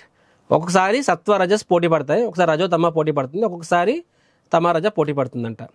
సో ఇప్పుడు కృష్ణుడు చెప్తున్నారు సత్వగుణం అధికంగా ఉన్నప్పుడు అంటే మూడు గుణాలు అంటే బద్ధజీవులకి మూడు ఎప్పుడు ఉంటాయి, కానీ ఒక సందర్భంలో సత్వం ఎక్కువ ఉంటుంది, ఒక్క సందర్భంలో రజో ఎక్కువ ఉంటుంది, ఒక సందర్భం తమో ఎక్కువ ఉంటుంది. సో సత్వం ఎక్కువ ఉన్నప్పుడు ఏమవుతుందంట, దేహ ద్వారాలన్నీ జ్ఞానముచే ప్రకాశమానమై ఉంటాయంట. సత్వగుణం ఎక్కువ ఉన్నప్పుడు దేహ ద్వారాలు అంటే 9 holes, 2 కళ్ళు, 2 చెవులు, 2 నాసి రంధ్రాలు 6 అయ్యాయి కదండి, టంగ్ 7, జననేంద్రియాలు 8, కింద యానస్ రెక్టమ్ని దాని 9, మలద్వారం 9. సో 9 రంధ్రాలు. అవి ఏమంటే జ్ఞానముచే ప్రకాశింపబై ఉంటాయని చెప్పి. అంటే వాటి నుంచి లైట్ వచ్చేస్తాయండి, ప్రకాశింపబడుతుంది లైట్ వస్తాయి వాటి నుంచి అంటే కాదు, జ్ఞానంచే ప్రకాశింపబడి ఎన్లైటన్మెంట్ అంటే అవి వాస్తవాన్ని గ్రహించగలవు. అంటే అర్థం ఏంటంటే ఈ కళ్ళు అనేవి ఫర్ ఎగ్జాంపుల్ ఒక స్త్రీని చూసాయి అనుకోండి, ఆ పరస్త్రీ నాకు తల్లి వంటిది సో అనే భావంలో ఉంటారు అంతే తప్ప అది నాకు కావాలి కాదు. సత్వగుణంలో ఉన్నప్పుడు కళ్ళు ఒకదాన్ని చూసినప్పుడు దాన్ని ఎలా చూడాలో అలా చూస్తాయి. ఎలా చూడాలో పరుల సొమ్ము పాము వంటిది. విన్నామా మనం అది? అక్కడ సొమ్ము డబ్బు కనిపించింది, కళ్ళు చూస్తున్నాయి అవి. సత్తుగుణం ఉన్నప్పుడు నాది కాదు, నేను ముట్టుకోను. స్త్రీ కనిపించింది, పరస్త్రీ తల్లి వంటిది, నాకు అటువైపు చూడను. తప్పుడు ఏదో చూద్దాం విన్ను. చెవులు ఓకే, ఎవరు విమర్శిస్తున్నారు, నేను వినను. ఎందుకంటే నాకు సంబంధించిన విషయం కాదు, నేను వినను. ఎవరు విమర్శిస్తున్నారు, అనవసరమైన విమర్శ, నేను వినను. రెండవది ఓకే, శబ్దం కూడా ఎవడో బూతులు మాట్లాడుతున్నాడు, నేను అలాంటి తప్పుడు వినను నేను. సో ఏం వింటాము? మంచి విషయాలు వింటాము, మంచివి చూస్తాము. సిమిలర్గా అంటే ప్రతి ఇంద్రియాలు కూడా అవి పాజిటివ్ విషయాల పట్ల ఆకర్షణ చెందుతాయి అండ్ పాజిటివ్ విషయాల పట్ల మనల్ని తీసుకెళ్తాయి అవి సత్వగుణంలో ఉన్నప్పుడు. రజోగుణంలో ఉన్నప్పుడు ఏమవుతుందంట? ఇవన్నీ వస్తాయంట. ఆ వ్యక్తి లోభము అంటే గ్రీడ్. నేను చెప్పినట్టుగా ఇప్పుడు ఒక వ్యక్తి ₹1,00,000 సంపాదిస్తున్నాడండి. సత్వగుణంలో ఉన్నవాడు ఏం చేస్తాడు? ఒక ₹30,000 భవిష్యత్తుకు ప్లాన్ చేసి ఉంచుకుంటాడు. ₹70,000 అత్యాశకు పోకుండా తన అవసరాలు ఒక 15,000 ఇంట్లో చాలు, టీకే ₹4,00,000 మారుతి కారు చాలు, అలాగా నా పిల్లలు కూడా ఒక నెలకి ఒక ₹5,000 స్కూల్ చాలు, అంతగా అవసరం అని చెప్పి. సో అలా ఆలోచిస్తాడు, ప్లానింగ్ ఉన్నాడు. రజోగుణం ఏంటి? అత్యాశ, అంబిషియస్. ₹1,00,000 సంపాదిస్తే ₹1,00,00,000 ఫ్లాట్కి వెళ్తాడు, అప్పుడు రెంట్ కట్టుకోవాలి, ఎక్కువ కష్టపడాలి, ఏడుస్తూ ఉంటాడు. సో లోభము, కామ్యకరము, తీవ్ర ప్రయత్నము, ఆచరణ సాధ్యం కాని కోరిక. కొంతమంది అంటారు అన్నమాట, కర్లో దునియా ముట్టిమే, you can do it. Virat Kohli అలా చేశాడు, నువ్వు కూడా అలా చెయ్యి. ఆ 30 ఏళ్ళకి ఇంకా పరిగెడుతున్నావు, నువ్వు పరిగెట్టు, నీకు జారిపోతాయి అవన్నీ. సో సో సో ఒకరు అలా చేశారని చెప్పి పులిని చూసి నక్క వాత పెట్టుకోవడము, వాళ్ళని చూసి మనము అలాగే ట్రై చేయడము, అప్పుడేమవుతుంది? మనకు కష్టాలు కొని తెచ్చుకుంటారనమాట. సో రజోగుణం అనేవాళ్ళు తపన. సో వీళ్ళకి ఏమవుతుంది? సుఖం వచ్చినా సరే తాత్కాలికం అవుతుందన్నమాట. ఎందుకంటే ఆ సుఖాన్ని పొందే అనుకున్న సాధించే ప్రక్రియలో బ్యాలెన్స్ తప్పుతాడు ఎక్కడో దగ్గర. అయితే ఫిజికల్గా కష్టపడి మెంటల్ బ్యాలెన్స్ తప్పుతాడు, మెంటల్గా కష్టపడి ఫిజికల్ బ్యాలెన్స్ తప్పుతాడు. ఇలా ఉంటుంది రజోగుణం. తమో గుణం ఉన్నప్పుడు ఏమవుతుందంటే అంధకారము, సోమర్థనం, బుద్ధిహీనత, భ్రాంతి. ఆల్రెడీ మీకు ఎక్స్ప్లెయిన్ చేశాను ఇది. సో ఎసెన్షియల్గా మనం ఎలా గుర్తించాలి ఒక వ్యక్తిని అంటే వివిధ సందర్భాల్లో ఒక వ్యక్తి వివిధ విధాలుగా ప్రయత్నిస్తూ ఉంటాడు. So how to discriminate it? సత్వగుణము ఆనందము, జ్ఞానము, పాపము నుంచి విముక్తి. ఎందుకంటే వాడికి పుణ్యం పాపం తెలుసు వాడికి. రజోగుణము అపరిమితమైన కోరికలు మరియు ఫ్రూటివ్ యాక్టివిటీస్, ఫలాన్ని అపేక్షిస్తాడు. తమో గుణము పిచ్చి, ఉదాసీనత, నిద్ర. ఎవరు అమ్మాయిని ఇష్టపడ్డాడు, అది కాదంది, ఏకంగా కోసేసుకుంటాడు అనమాట. మత్తు బానిస అయిపోతారు, కోసేసుకుంటాడు. అలాంటి వాళ్ళని హీరోలకి సినిమాలు తీస్తారు. అలాంటి సినిమాలని తమో గుణంలో ఉన్న వాళ్ళు ఇష్టపడతారనమాట. సత్వగుణంలో ఉండేవాడు జ్ఞానం ద్వారా ప్రకాశించే శరీర ద్వారా, అంటే అంటే ఇంద్రియాలు అన్నీ కూడా అవి పాజిటివ్ విషయాల పట్ల ఆకర్షణ చెందుతాయి. రజోగుణం విషయంలో ఇందా చెప్పినట్టుగాన తీవ్ర ప్రయత్నము, అనింద్రియ కోరికలు, ఆచరణ సాధ్యం కానివి. తమోగుణం చీకటి, జడత్వం, పిచ్చి, భ్రమ. నెక్స్ట్ సత్వం ఏంటంట? ఊర్ధ్వం, అంటే ఇది సెక్షన్ నెంబర్ 3, వాటి యొక్క చర్యలు. ఊర్ధ్వం గచ్చంతి సత్వస్థ, మధ్యే తిష్టంతి రాజసః, జగన్యగుణ వృత్తిస్థ, అధో గచ్చంతి తామసః. సత్వగుణంలో ఉన్నవారంట క్రమంగా వాళ్ళు ఊర్ధ్వ లోకానికి వెళ్తారు, పై లోకానికి వెళ్తారు, దేవత లోకానికి వెళ్తారు. రజోగుణంలో ఉన్నవాళ్ళు ఈ భూలోకాల్లో ఉంటారనమాట. అంటే భూలోకం మనిషిని కాదండో, మిడిల్ ప్లానెట్స్. తమో గుణంలో ఉన్నవాళ్ళు కింద లోకానికి వెళ్తారనమాట. రైట్? సో ఇలాగా చెప్పడం జరిగింది. ఇక్కడ మీరు చూసారండి ఈ పిక్చర్లోని, ఇక్కడ బ్రహ్మాండం చెప్పాను కదా, ఈ బ్రహ్మాండం భగవంతుని యొక్క స్వేదరంధ్రాలను చూస్తుంది. దీని గురించి పూర్తి వర్ణన భాగవతంలో వస్తుంది. అంటే సైన్స్ ఎప్పటికీ కనుక్కోలేనంత ఇన్ఫర్మేషన్ మన శాస్త్రాల్లో ఉంది. రైట్? సో పంచమహాభూతాలు, మనభూతి, అక్కడ 8 లేయర్స్, ఈచ్ లేయర్ 10 రెట్లు ఎక్కువ ఉంటుందన్నమాట. ఎగ్జాక్ట్ డైమెన్షన్ ఆఫ్ ద బ్రహ్మాండం కూడా శాస్త్రంలో ఉంది, ఎగ్జాక్ట్ డైమెన్షన్. నెక్స్ట్ గర్భోదక విష్ణువు, ఆయన నుంచి 14 వస్తారు. 14 లోకాలు, ఆ కాండంకి 14 లోకాలు ఉంటాయి. మనం మధ్య లోకాల్లో ఉన్నాం. భూలోక, బోర్లోక, స్వర్గలోక, జనలోక, తపలోక, సత్యలోక. కిందది అతల, వితల, సుతల, రసతల, మహాతల, తలాతల, పాతాల, 14 లోకాలు. సో సత్వగుణంలో ఉండేవాళ్ళు పై లోకాలకి వెళ్తారు, అంటే దేవతామూర్తి శరీరాలు వస్తాయి. మధ్య అంటే రజోగుణం ఉన్న వాళ్ళు మధ్య లోకాలు, తమో గుణంలో కింద లోకాలు అనమాట. తమో గుణ లోకాలు అవి. సో ఇలా వస్తాయని చెప్పారు ఇక్కడ. సో ఇక్కడ మనం చూడొచ్చు, గమ్యం ఉన్నత లోకాలు, రాజసము భూ సంబంధమైన మొక్కలు కాదు లోకాలు, తామసం అనేది తక్కువ జాతుల్లో పుట్టుక, జంతువుల జాతులు అనమాట. సో సత్వగుణంలో పనులు ఎలా ఉంటాయంటే పవిత్రమైనవి, రజోగుణంలోని కష్టాలు ఏరుకు తెచ్చుకుంటారన్నమాట, తమో గుణంలో మూర్ఖత్వం అండ్ ప్రభావం ఏముంటుంది, సత్వగుణం యొక్క ప్రభావం ఎలా ఉంటుంది, నిజమైన జ్ఞానం పొందుతాడు. రజోగుణంలో ఉన్న వ్యక్తి దురాశ అత్యాశకి పోతారు, తమో గుణంలో ఉన్న వ్యక్తి పిచ్చి భ్రమంలో ఉంటారనమాట. మనందరికీ 3 ఉంటాయండి, పైత్యాలు అంటారు కదా. సో అయితే ఎక్కువ తక్కువ ఉంటాయి అలాగా, బట్ ఉంటాయి. ఇప్పుడు సో ఎందుకు ఈ జ్ఞానం మనకి ఇంపార్టెంట్ అంటే, ఈ శరీరంలో ఉండగానే మనము తదుపరి జీవితానికి సిద్ధం కావాలి. అంటే దీన్ని కొంచెం నేను ఎక్స్ప్లెయిన్ చేస్తాను నేను. చూడండి, ఇప్పుడు మనందరికీ కూడా మనిషి జన్మ అనేది వచ్చింది. మనిషి జన్మ అన్నది మాత్రమే చూడండి 84 లక్షల జీవరాశులు ఉంటాయి, 84 లక్షల జాతులు. అండ్ మనిషి జన్మ అనేది మాత్రమే ఈ యొక్క శరీరం బంధనం నుంచి విముక్తులు అవ్వచ్చు. మిగతా జన్మలు జంతువులకి నాట్ పాసిబుల్. అండ్ మిగతా ఎక్సెప్ట్ ఫర్ హ్యూమన్స్, అదర్ స్పీసీస్కి అది పాసిబుల్ కాదు. ఎందుకంటే అవి రజోతమో పూర్తిగా సత్వం అనేది ఉండదు వాళ్ళకి, రజోతమో గుణాల్లో ఉంటాయి కాబట్టి వాటికి అసలు కనీస అవగాహన అనేది వాళ్ళకి ఉండదు. ప్లస్ ఆ వాటిలో ఉన్నప్పుడు వాళ్ళకి ఫ్రీ విల్, స్వతంత్రం అనేది స్వేచ్ఛ అనేది తక్కువ ఉంటుంది. మనిషికి మాత్రమే ఆ ఫ్రీ విల్, ఆ స్వతంత్ర ఇచ్చ అనేది ఉంటుందన్నమాట. రైట్. సో కాబట్టి ఇప్పుడు సింహం అనేది బై డిఫాల్ట్ నాన్ వెజ్జే తింటుంది. అండ్ అది పాపం కాదు అది, ఎందుకంటే ఆ జంతువు ఆ విధంగా ప్రోగ్రామ్ చేయబడింది. సింహం రజోగుణానికి ప్రతీక. ఇప్పుడు మనం కూడా మన ఈ మనిషి జీవితంలో ఉన్నప్పుడు మనము ఈ సత్వరజ తమోసరి ఈ బంధనాల నుంచి బయటపడి పూర్తిగా శుద్ధ సత్వంలోకి వెళ్ళాలి. అంటే త్రిగుణాలకి అతీతం అవ్వాలి. అప్పుడు మనము అయినప్పుడు ఏమవుతాము, మనం ఈ లోకాల నుంచి అప్పుడు భౌతిక ప్రకృతి మనం వదిలేస్తుంది. అంటే మనం ఏంటి, ఇప్పుడు కొబ్బరి పొడి పట్టుకున్నాం కదండి, ఆ కొబ్బరి పొడిని వదిలేస్తే మనం ఫ్రీ. సో కొబ్బరి పొడి వదిలేయడం అంటే ఈ త్రిగుణాల నుంచి అతీతం అయిపోవడం. అప్పుడు ఏమవుతుంది, మనము ఈ మనిషి జన్మ అనేది ఆఖరి జన్మ అవుతుంది, మనం భగవంతుని చేరుకుంటాం అనమాట. రైట్. నేను I'm not the enjoyer, I'm servant of Krishna. నేను భగవంతుని యొక్క సేవకుడిని. ఆయన శరణాగతం అయినప్పుడు ఏమవుతుంది, అప్పుడు ఈ భౌతిక ప్రపంచాన్ని ఎంజాయ్ చేయడానికి ప్రయత్నించవు, త్రిగుణాల నుంచి విముక్తులు అవుతావు నువ్వు. సింపుల్ కాన్సెప్ట్, త్రిగుణాల నుంచి విముక్తులు అవుతావు. అలా కాదు, వెరీ వాంట్ ఎంజాయ్, త్రిగుణాల్లో బందీ అవుతావు. అంటే ఆ ఎంజాయ్మెంట్లో కూడా రకాలు ఉంటాయి. సత్వగుణం కూడా ఒక రకంగా ఎంజాయ్ చేస్తారు, రజోగుణం ఒక రకంగా, తమో గుణం ఒక రకంగా.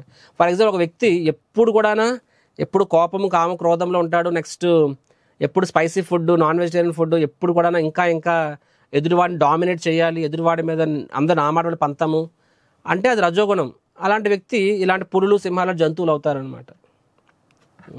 సిమిలర్గా ఒక వ్యక్తి అసలు స్నానం చేయుడు, ఏది పడితే తింటూ ఉంటాడు, ఎప్పుడు నిద్ర, అసలు ఒక లక్ష్యం గమ్యం అంటే ఉండదు. అలాంటి వ్యక్తి పంది జీవితం వస్తుంది. అలాంటి వ్యక్తికి తమోగుణం, పూర్తిగా తమోగుణం. పందికి మీరు ఊహిస్తే దానికి అసలు కనీస ఇది ఉండదు, బురదలో ఉంటుంది. మనిషి అని కూడా ఉండలేడు, పందిలో హ్యాపీగా ఉంటుంది. బురదనే తింటుంది అది, దానికి హల్వాసి తిందు, మలం తింటుంది అది. మనకు అనిపిస్తుంది అయ్యో పాప, మనకి పందికి అనిపించదు, పందికి హ్యాపీగా అనిపిస్తుంది అనమాట. Pig things is happy only. 15వ అధ్యాయం మనం రేపే చర్చించుకుంటాం దీని గురించి ఫర్దర్గా. It things it is happy only. ఎందుకంటే ఆ రకమైన శరీరాన్ని ఇస్తారు, ఆ రకమైన మనస్సుని, యాక్చువల్లీ ఆ రకమైన మనస్తత్వాన్ని, సటిల్ బాడీ, సూక్ష్మ శరీరం ఆ రకంగా తయారవుతుంది కాబట్టి ఆ రకమైన స్థూల శరీరాన్ని కూడా మనకి ఇస్తారనమాట. సింపుల్గా చెప్పాలి అంటే మనిషి జన్మ అనేది ఒక క్రాస్. నువ్వు ఎలాగ నువ్వు నిర్ణయించుకోవచ్చు. ఆల్రెడీ మన పుట్టుకతోనే మన గుణాలతో వచ్చామండి, కానీ ఆ గుణాల్లో ఉండాలని రూల్ ఏం లేదు. నీ స్వతంత్రాన్ని ఉపయోగించి ఆ గుణాలు మార్చుకోవచ్చు, గుణాలకు అతీతం అవ్వచ్చు. ఏదో సినిమాలో విన్నాను నేను, అది పేదవాడిగా పుట్టడం నా తప్పు కాదు, కానీ పేదవాడిగా చనిపోవడం నా తప్పు అని అక్కడ అంటాడనమాట. సో అలాగనే ఇప్పుడు కొంతమంది సత్వగుణంలో ఉండొచ్చు, మన పుట్టుకతోనే కొంతమంది ప్యాషనేట్గా ఉంటారు. క్షత్రియస్ అంటే ప్యాషనేట్, వైశ్య, శూద్ర అంటే తమో గుణం అలాగన. సో కానీ మనము ఆ గుణాలకి అతీతం అవ్వాలి, అది మన స్వతంత్రం ఉంది. అది బై డిఫాల్ట్ ఒక రకంగా నిన్ను పుష్ చేస్తుంది. కానీ నువ్వు నీ నిర్ణయం, నీ స్వతంత్రాన్ని ఉపయోగించి ఎలాంటి సాంగత్యంలో, ఎలాంటి ఆహారం తీసుకోవాలి, ఎలాంటి సాంగత్యంలో ఉండాలి, ఎలాంటి ఫ్రెండ్ సర్కిల్ ఉండాలి, సో అలా నువ్వు నిర్ణయించుకోవచ్చు. తద్వారా ఏమవుతుంది, నువ్వు ఆ గుణాలని మార్చుకోగలుగుతావు. నువ్వు ఎలాంటి వాళ్ళతో ఉంటే మనకు అలాంటి అలవాట్లు వస్తాయి. రైట్. అదే మనము ఆధ్యాత్మిక కార్యక్రమం ఇన్వాల్వ్ అయినప్పుడు సత్వరజస్తమం అన్నిటికీ అతీతం అవుతాం మనము. కాబట్టి ఒక కంపెనీ ఓనర్ ఉన్నాడు, నిన్ను ఇంటి నుంచి కంపెనీకి రావడం కోసం కారు ఇచ్చాడు నీకు. దేనికోసము? రోజు ఇంటి నుంచి బస్సులో వస్తే లేట్ అవుతుందని చెప్పి కారు ఇచ్చాడు, so that you can go to office and work. కానీ ఒక కారుతో పొలాన్ని దున్నితే ఆ బాస్ ఏమంటే, అరే పొలం దున్నాలంటే బెంచ్ కారు ఎందుకు బాబు, ట్రాక్టర్ తీసుకొని ట్రాక్టర్ ఇచ్చేస్తాడు. సో అదేవిధంగా నీకు శరీరాన్ని వచ్చినప్పుడు అది మనిషి జన్మ శరీరం అనేది ఆత్మ సాక్షాత్కారానికి, దాన్ని నువ్వు ఆత్మ సాక్షాత్కారం ఉపయోగించకుండా జంతువులు చేసిన పని అని చేస్తే అప్పుడు జంతు శరీరం ఇస్తుంది ప్రకృతి. అంటే నీకు అలాంటి కోరికలు ఉన్నాయి కాబట్టి అలాంటి కోరికలు మనిషి శరీరం ఎలాగా ఫిట్ కాదు. ఇప్పుడు somebody want to do sex every time, అప్పుడు ఆ వ్యక్తి కోతిలో లేకపోతే పావురం అవ్వచ్చు కదా. వాళ్ళకి రోజుకి 40 సార్లు చేస్తాయి అవి, అయినా వాళ్ళు మనిషి అనేవి చచ్చిపోతాడు. కాబట్టి నీకు అలాంటి కోరికలు ఉన్నప్పుడు అలాంటి శరీరాన్ని ఇస్తుంది ప్రకృతి. మీకు అర్థమవుతుంది కదండి. కాబట్టి మనిషి జన్మ అన్నది మాత్రమే స్వతంత్రం ఉంటుంది. కాబట్టి నిర్ణయించుకోవచ్చు, నీ గమ్యాన్ని నువ్వు నిర్ణయించుకోవచ్చు. Man can decide his destination. నువ్వు ఈ జన్మలో ఎలా వ్యవహరిస్తున్నావో నీ గమ్యాన్ని నువ్వు నిర్ణయించుకోవచ్చు. సో ఇక్కడ చూడండి భగవంతుడు ఏం చెప్తున్నాడు, నాణ్యం గుణేభ్య కర్తారం యదా ద్రష్టాను పశ్యతి గుణేభ్యశ్చ పరం వేత్తి మద్భావం సోది గచ్చతి. సకల కర్మల యందును ప్రకృతి త్రిగుణముల కన్నా అన్యుడైన కర్త వేరొక్కడు లేడు అని చక్కగా దర్శించి త్రిగుణాతీతమైన పరమాత్మను ఎరగగలిగినప్పుడు మనుజుడు నా దివ్య స్వభావమున పొందగలడు. సో భగవంతుడు ఏమో చెప్తారు, ఇప్పుడు నేను చెప్పిందే చెప్పారనమాట. ఏమన్నారంటే, సరే ఆయన చెప్పిందే నేను చెప్పాను, నేను చెప్పింది ఆయన చెప్పడం కాదు. ఏమంటున్నారంటే సకల కర్మలు అంటే వాట్ ఎవర్ ఇస్ హ్యాపెనింగ్ యాక్చువల్గా ఎవరు చేస్తున్నారు? ప్రకృతి త్రిగుణాల ద్వారా చేస్తుంది. కాబట్టి వేరొకరు కాదు, నేను కాదు, నేను కర్తను కాదు. సింపుల్ చెప్పాలంటే దీన్ని I'm not the doer, I'm not the doer. కాబట్టి I will not enjoy the results, right. And త్రిగుణాతీతమైన పరమాత్ముడు అంటే భగవంతుడు, ఆయనే త్రిగుణాలను సృష్టించాడు, కానీ ఆయన త్రిగుణాలకు అతీతుడు. ఆయన నుంచే వచ్చాయి త్రిగుణాలు, కానీ ఆయన వీటికి అతీతుడు అనమాట, రైట్. సో త్రిగుణాతీతమైన పరమాత్మను ఎరగలిగినప్పుడు అంటే one who understand he is not the doer and one who understand the lord and ప్రకృతి, ఆ వ్యక్తి నా దివ్య స్వభావం అంటే ఆయన నన్ను చేరుకుంటాడు, సింపుల్ చెప్పాలంటే. సో అని భగవంతుడు చెప్పారు. నెక్స్ట్, దేహదారి యగు జీవుడు భౌతిక దేహముతో కూడి ఉన్న ఈ త్రిగుణములను అధిగమించినప్పుడు జనన మరణ వార్ధక్యములు నేడి మరియు వాణి దుఃఖముల నుండి విడివడి ఈ జన్మనందనే అమృతత్వం పొందగలడు. చూడండి, దేహదార్యకు జీవుడు అంటే ఈ శరీరంలో మనం ఉన్నాము, ఓకే. ఈ భౌతిక దేహంతో కూడి ఉన్న అంటే ఈ శరీరం మనకు వచ్చింది అంటేనే, ఈ శరీరం మనకు వచ్చింది అంటేనే మనం త్రిగుణాలతో వచ్చామని అర్థం. మనము ఒక రకమైన త్రిగుణాలు ఉన్నప్పుడు నీకు మంచి కర్మ ఉంది, మంచి కర్మ ఉంది నీకు, అండ్ త్రిగుణాలు ఒక రకంగా ఉంది, అప్పుడు నీకు మనిషి శరీరం వచ్చింది. కానీ మనిషి శరీరం వచ్చిందంటేనే of course you are in the modes. ఇప్పుడు వర్ణాశ్రమం అంటే చెప్పండి, బ్రాహ్మణ క్షత్రియ వైశ్య శూద్ర అంటే అర్థం ఏంటి? బ్రాహ్మణుడు సత్వంలో ఉంటాడు, క్షత్రియుడు సత్వ రజస్లో ఉంటాడు, వైశ్యుడు రజస్ తమస్లో ఉంటాడు, శూద్రుడు తమో గుణంలో ఉంటాడు అనమాట. కాబట్టి నువ్వు ఏ గుణంలో పుట్టినా సరే నువ్వు ఆ గుణానికి అతీతం అవ్వాలి, ఈవెన్చువల్గా అతీతం అవ్వాలన్నమాట. అంటే గుణాతీతం అవ్వాలి అంటే వాటిని దాటాలి, రైట్. సో ఇక్కడ ఏం చెప్తున్నారు, త్రిగుణములను అధిగమించినప్పుడు ఎవరైతే వీటిని దాటగలుగుతారో అప్పుడు జనన మరణ వార్ధక్యం అంటే జన్మ మృత్యు వృద్ధాప్యం, రైట్, వ్యాధి, వీటి నుంచి వాటి దుఃఖం నుంచి ఆ దుఃఖములని అధిగమించి ఈ జన్మలోనే ఆయన అమృతత్వం అంటే శాశ్వత జీవితం అంటే మోక్షాన్ని పొందుతాడని చెప్పారనమాట. నేను చెప్పినట్టుగా ఇప్పుడు చూడండి, ఈ 3 గుణాలు చెప్పాం కదా, ఈ మూడిట్లో కూడా సత్వగుణం బెటర్ అండి. ఎందుకంటే సత్వగుణం అనేది జ్ఞానంలో ఉంటాడు, ప్లస్ ఆయన ఆనందంగా ఉంటాడు. సో కానీ సత్వగుణం మాత్రమే ఎసెన్స్ కాదు, ఆ సత్వగుణాన్ని కూడా దాటాల్సిందే. ఎలా దాటుతామంటే ఫర్ ఎగ్జాంపుల్, కానీ దాన్ని దాటడానికి సత్వగుణం ముఖ్యం. కాబట్టి సత్వగుణం మనం అలవాటు చేసుకోవాలి. ఫస్ట్ సత్వగుణం అలవాటు చేసుకొని ఆ సత్వగుణం ఆధారంగా ఆధ్యాత్మికతలో ప్రవేశించాలి. రజోగుణంతో ఆధ్యాత్మిక చేయడం కష్టమండి. రజోగుణంలో ఉన్న వ్యక్తి స్పిరిచువల్గా వెళ్ళాలంటే కష్టం, ఎందుకంటే ఆడు ఒకరోజు చేస్తే ఒకరోజు చేయడం మానేస్తాడు. కానీ సత్వగుణం ఉన్న వ్యక్తి ఒకసారి పట్టుకున్నాడంటే క్రమబద్ధంగా చేస్తాడు, క్రమం తప్పకుండా చేస్తాడు అనమాట, శాంతంగా ఉంటాడు ఆయన. సో ఒక విమానం గాల్లో ఎగరాలి అంటే దానికి రన్వే కావాలి. సత్వగుణం అనేది రన్వే అది. ఆ రన్వే మీద వెళ్ళి టేక్ ఆఫ్ అవుతుంది. కాబట్టి మన త్రిగుణాలు దాటాలి అంటే ఫస్ట్ సత్వగుణంలోకి రావాలి కనీసం. సత్వగుణం అంటే మంచి అలవాట్లు, నేను చెప్పినట్టుగా కళ్ళు అన్ని ఇంద్రియాలకి పాజిటివ్ ఎంగేజ్మెంట్ అని చెప్పి, రైట్. కానీ అతీతమైనప్పుడు ఏమవుతుంది, ఆ వ్యక్తి జన్మ మృత్యు అనే వ్యాధుల నుంచి అన్నిటి నుంచి బయటపడి అమృతత్వం పొందుతాడని చెప్పబడింది అన్నమాట. సో భగవంతుడు చెప్తున్నారు ఇక్కడ, అర్జునుడు అడుగుతున్నాడు, ఎవరైతే త్రిగుణాలు అధిగమిస్తారో ఆ వ్యక్తి యొక్క లక్షణాలు ఏంటి, అతని ప్రవర్తన ఏమిటి, ఎలా అధిగమించాలి అని చెప్పి. లక్షణాలు ఏంటంటే సింపుల్గా స్థితధీర అని చెప్పుకున్నాం కదా 2వ అధ్యాయంలో, ఇంచుమించు అవే. సమస్థితి, తటస్థంగా ఉంటాడు, ఉద్వేగాలకి లోను కాడు, మరీ ఎక్కువ తప్పిస్తూ ఉండడు, రైట్. అత్యాశకు పోడు, అసూయ అంటే ఉండదానికి, రైట్. అన్ని పరిస్థితులు సమత్వంగా ఉంటాడు, అంటే ఎవరైనా ప్రశంసించినా నిందించినా సరే డిస్టర్బ్ అవ్వడు, రైట్. గౌరవించినా అవమానించినా సరే, అంటే త్రిగుణాలకు అతీతమైన వాడు అనమాట, త్రిగుణాలు దాటేసిన వాడు, రైట్. ఎందుకంటే ఆయన తెలుసు ఇవన్నీ శరీరానికి సంబంధించినవి, నేను ఆత్మని, ఇది అశాశ్వతమైన వాటి గురించి ఎక్కువ వర్రీ అవ్వను. కాబట్టి too much happiness, too much distress అయిపోడు. ప్రతి ఒక్కరితో మరి ప్రతిదాన్ని సమానంగా వ్యవహరిస్తాడు. మట్టి, రాయి లేదా బంగారం అన్నింటినీ సమానంగా చూస్తాడంట. మిత్రుడు లేదా శత్రువు సమానంగా చూస్తాడు. ఎందుకంటే ఇవన్నీ కూడా మిత్రుడు శత్రువు అనేది మనస్సుకు సంబంధించింది. నా మనస్సుకి నచ్చినట్టుగా మాట్లాడితే మిత్రువు, మనస్సుకి ఎగ్నెస్ట్గా అయితే శత్రువు. కానీ నేను నా మనస్సు కాదు, నేను ఆత్మ భగవంతుని యొక్క దాసుడు. కాబట్టి ఆ వ్యక్తి కూడా ఆత్మనే, కాబట్టి ఆ వ్యక్తి కూడా భగవంతుని. కాబట్టి నాకు ఆయనతో నేను భగవంతుని తండ్రి అనుకున్నప్పుడు ఆయన సోదరుడు. కాబట్టి మిత్రుడు శత్రువు అనే భేదభావం ఎప్పుడు కూడా ఎనీ స్పిరిచువలిస్ట్ చూడనమాట, రైట్.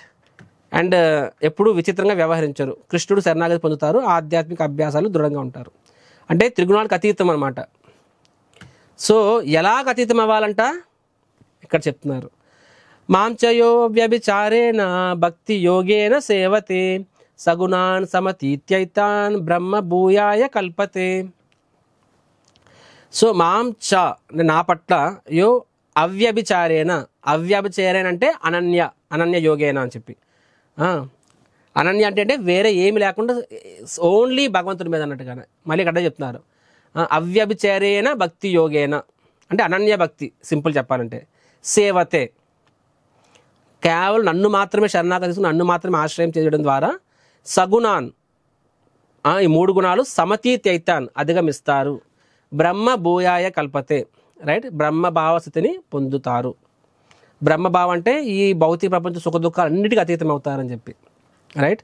సో భగవంతుని శరణాగతి తీసుకుంటే ఆ వ్యక్తి త్రిగుణాల నుంచి కంప్లీట్గా ట్రాన్సెండ్ అవుతారు అని చెప్తున్నారనమాట. సో ఇది ప్రక్రియ.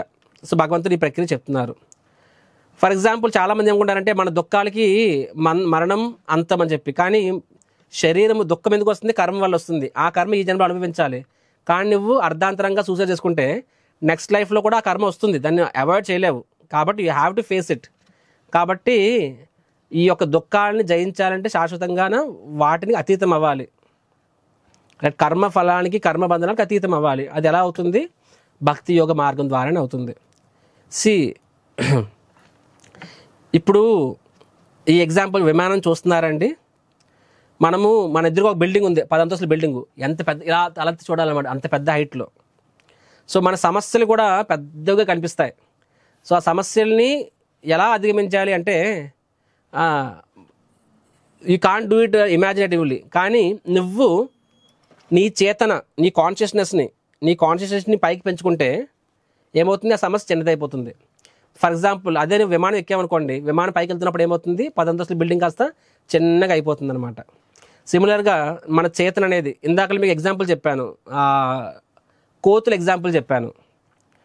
తమో గుణం ఉన్నప్పుడు ఏడుచుకొని కూర్చున్నాడు, సత్వగుణంలో సమస్యలు పరిష్కరించుకున్నాడు, విశుద్ధ సత్వంలో ఇంకా బాగా పరిష్కరించుకుంటాడు అనమాట. సో సింపుల్లీ స్పీకింగ్, మనము ఈ త్రిగుణాలకి అతీతమై మన చేతన్ని ఎంత పైకి తీసుకెళ్ళినప్పుడు అంత ఆ సమస్యలు చిన్నగా అయిపోతాయి. మీకు గుర్తుకుందో లేదో అండి, 2వ అధ్యాయంలో ఇదే కాన్సెప్ట్ చెప్పాను. ఒక పెద్ద ఇండియాలో నెంబర్ 1 రైటర్, ఆయన పేరు చేతన్ భగత్ అనే వ్యక్తి, ఇండియాలో నెంబర్ 1 రైటర్ ఆయన. సో ఆయన కూడా తన పుస్తకం రాస్తున్నాడు.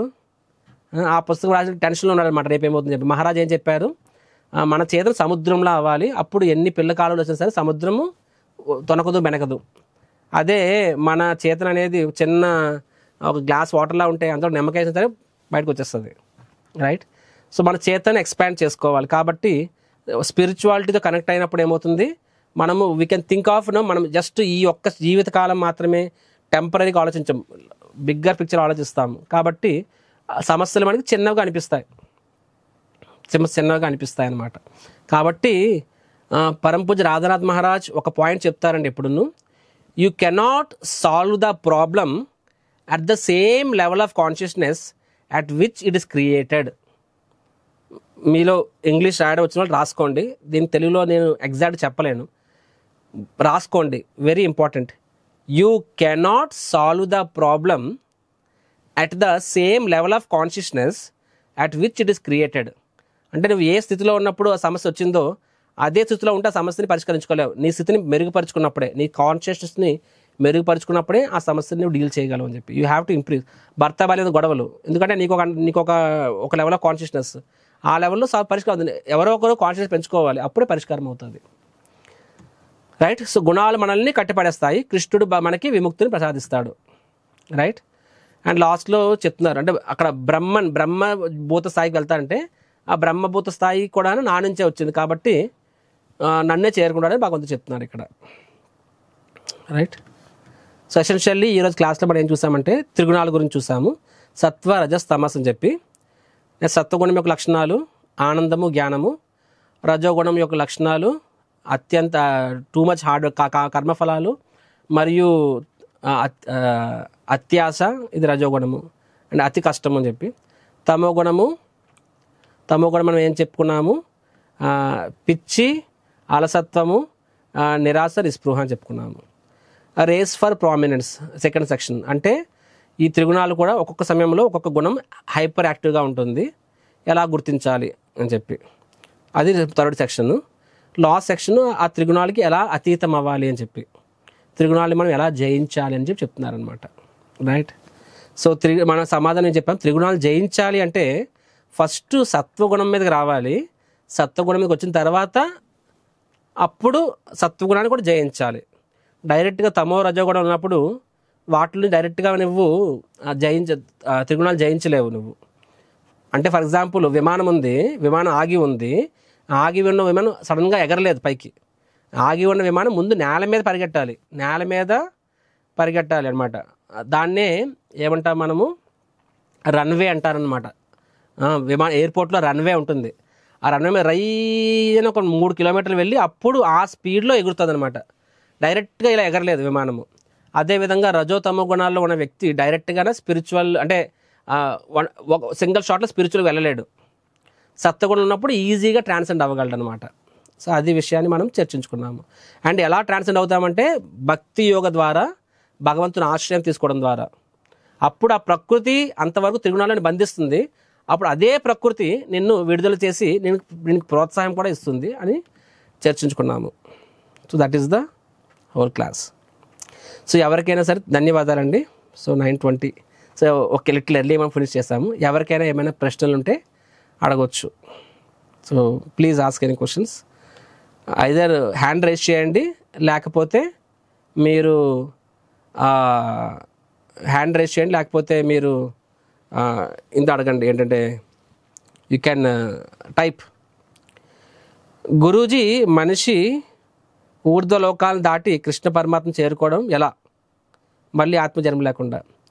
అదే చెప్పాను కదండి, సత్వగుణంలో ఉన్న వ్యక్తి ఊర్ధ్వలోకాలకు వెళ్తారు. అండ్ ఊర్ధ్వలోకాలకి వెళ్ళినా సరే అది కూడా భగవంతుడు ధామం కాదు, అది కూడా భౌతిక లోకమే. ఈ విషయం నేను క్లాస్లో చెప్పలేదు. ఊర్ధ్వలోకం అంటే ఏంటంటే, ఇప్పుడు నువ్వు ఎవరినో నువ్వు పర్స్ కొట్టేసావు, నేను జైల్లో పెడతారు. ఆర్ ఏదో దొంగతనం చేసావు, నేను 2 ఏళ్ళు జైల్లో పెడతారు, సాధారణ క్లాస్ జైల్లో పెడతారు. అదే మన పొలిటీషియన్స్ ఉన్నారనుకోండి, వాళ్ళు జైల్లోకి వెళ్ళినా సరే వాళ్ళకి వెస్టర్న్ టాయిలెట్, మంచము, ఏసీ, అవునా కదా, మీకు తెలిసే ఉంటుంది, పేపర్ చదువుతున్నాను కదా, అలాంటివి ఉంటాయి అన్నమాట. ఓకే, సో కానీ ఏసీ ఉన్నా, వెస్టర్న్ టాయిలెట్ ఉన్నా, మంచం ఉన్నా సరే అల్టిమేట్గా అది కూడా జైలే.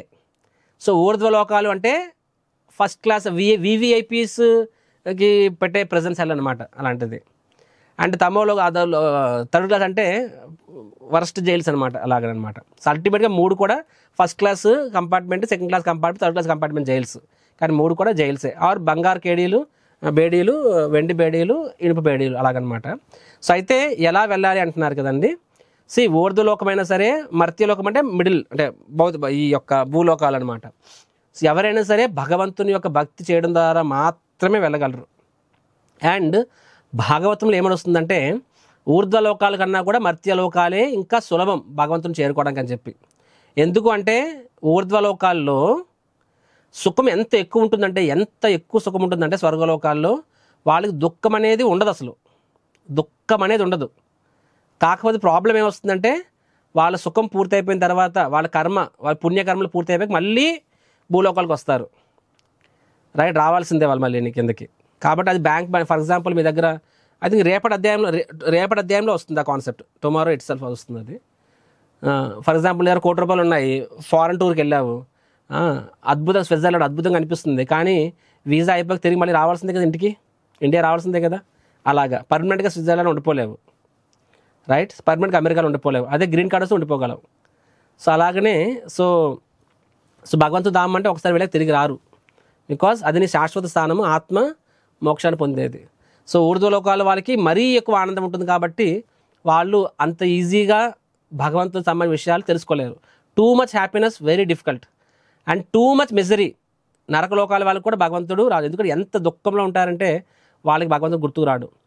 మిడిల్ ప్లానెట్స్లో సుఖ దుఃఖాలు సమానంగా ఉంటాయి కాబట్టి మిడిల్ ప్లానెట్స్ ఈజీగా భగవంతుడు తెలుసుకోగలరు, భక్తి యోగా చేయగలరు అని చెప్పి శాస్త్రాలు చెప్తున్నాయి. ఓకే, సో అల్టిమేట్గా ఎవరైనా సరే పైలోకాలకి ఏదైనా సరే భక్తి ద్వారా మాత్రమే సాధ్యము. ఓకే, రేణుక, ప్రభుజీ తమో గుణంలో రజోగుణంలో చాలా లక్షణాలు అలా కనిపిస్తున్నాయి, నాకు భక్తుల యొక్క సాంగత్యం కూడా లేదు, నన్ను ఏం చేయమంటారు? ఓకే, సో ఇంట్లో నాన్ వెజ్ వండుతారు, నేను ఏమైనా కాదు అంటే నన్ను తిడతారు, నన్ను ఏం చేయమంటారు? ఏం చేస్తారు, మీరు ఒకరి మీద ఆధారపడి ఉన్నారు కాబట్టి భౌతికంగా మీరు మీ తల్లిదండ్రులు కూడా బాధ పెట్టకూడదు. అలా అని చెప్పి మీ యొక్క శాశ్వత you have temporary duties, you have permanent responsibility. 2వ అధ్యాయం తెచ్చుకున్నాము, నిత్య ధర్మము, సనాతన ధర్మము, రైట్, శాశ్వత ధర్మము, రైట్. సో మెటీరియల్గా మీరు ఒక బాధ్యతగా ఉండాలి, తల్లిదండ్రులు పట్టే గౌరవంగా ఉండాలి, అది మీరు చేస్తూ ఉండాలి. కానీ ఆ భౌతిక బాధ్యతలు అనేవి ఆధ్యాత్మిక బాధ్యతలకు అడ్డుపడకూడదు. కాబట్టి స్పిరిచువల్ డ్యూటీస్ విషయంలో మీరు ఆ మెటీరియల్ డ్యూటీస్ అనేవి అడ్డుపడకుండా చూసుకోవాలి. కానీ ఒక్కరు అని సాధ్యం కాకపోవచ్చు. ఈరోజు మీరు తల్లిదండ్రుల మీద ఆధారపడి ఉన్నారు కాబట్టి మీరు ఎంత చేయగలిగితే అంతే చేయండి. వాళ్ళతో గొడవపడి మీరు సాధించేది ఏం లేదు. వాళ్ళకి అర్థం చేయగలని చెప్తే అర్థం చేయండి. వాళ్ళకి అర్థమయ్యేలా చెప్పలేనప్పుడు ఏం చేస్తాము? Then you have to adjust. కృష్ణుడిని క్షమాపణ అడగండి, వీలైనంత వరకు వాటికి దూరంగా ఉండండి. అండ్ ఒకసారి మీరు మీ కాళ్ళ మీద నిలబడినప్పుడు, కానీ ఎక్కడైతే మీరు అడ్డు చెప్పట్లేదో అది మీరు చేసుకోండి. భక్తుల అసోసియేషన్ లేదనుకుంటే ఈ రోజుల్లో ఆన్లైన్ పుణ్యం అని చెప్పి ఇప్పుడు మీరు తీసుకున్న అసోసియేషనే. కాబట్టి what ever is giving thankful to Krishna. ప్రతి పరిస్థితుల్లో కూడా సరే మీరు ఏం చేయలేకపోతే కనీసము క్లాస్ వినగలుగుతున్నారు, దీనికి కూడా కృష్ణుడు దండం పెట్టుకోండి. ఎంత మనకి భగవంతుడు మన పరిస్థితులు ఎంత చేయగలుగుతున్నామో దానిలో కూడా కృతజ్ఞతగా ఉండండి. అదర్వైజ్ ఎప్పుడు మనం ఏడుస్తూ ఉంటాం అనమాట. Don't cry, what is not in your hands don't cry. భగవంతుడు కూడా గీతలు అదే చెప్పాడు, రైట్. నీ చేతుల్లో లేని దాని గురించి నువ్వు వరి అవ్వద్దు, నీ చేతుల్లో ఉన్న దాని గురించి నువ్వు డిస్కస్ చేయండి. సో మీ పేరెంట్స్కి అర్థమయ్యేలా చెప్పండి, ఎంత చేయగలరు అంత చేసి చూపించండి. What is not in your hands then don't worry about it, right. ఒకసారి రేపొద్దున మీరు మీ కాళ్ళ మీద మీరు నిలబడిన రోజు నాడు మీ అభిప్రాయాలకు అందరూ గౌరవం ఇస్తారు. మేము కూడా స్టూడెంట్స్గా ఉన్నప్పుడు మేము మా తల్లిదండ్రుల మాట జమదాటలేదు కాబట్టి వాళ్ళు ఎంతవరకు పరిమితం ఇచ్చారు, పర్మిషన్ ఇచ్చారు అంతవరకు మేము చేసుకున్నాము. అండ్ తర్వాత వేస్ అండ్ మీన్స్. ఒకసారి మేము ఈ యొక్క జాబ్ లైఫ్లోకి వచ్చినప్పుడు అప్పుడు నా తల్లిదండ్రులు నన్ను గుర్తించారు, సరే ఈ అబ్బాయి సమర్థుడు, ఈ అబ్బాయి. అందుకని కొన్నిసార్లు స్పిరిచువాలిటీ అంటే బాధ్యతారాహిత్యం అనుకుంటారు, స్పిరిచువాలిటీ అంటే ఎస్కేపిజం అనుకుంటారనమాట. కాబట్టి వాళ్ళకి తెలియాలి we are not escapists, actually we are responsible people అని చెప్పి. కాబట్టి ఆ రెస్పాన్సిబుల్ అని నువ్వు వాళ్ళకి ప్రూవ్ చేయగలిగినప్పుడు they will respect your opinions. So నేను స్టూడెంట్ లైఫ్లో ఉన్నప్పుడు కూడా నేను ఇస్కాన్కి వచ్చిన తర్వాత I become even more meritorious student. నేను చెప్పినట్టు నేను క్యాంపస్ ఐఐటీలోనే కాదు, ఐఐటీలో కూడా నేను నెంబర్ 1 అయ్యాను, క్యాంపస్ టాపర్ అయ్యాను అప్పుడు.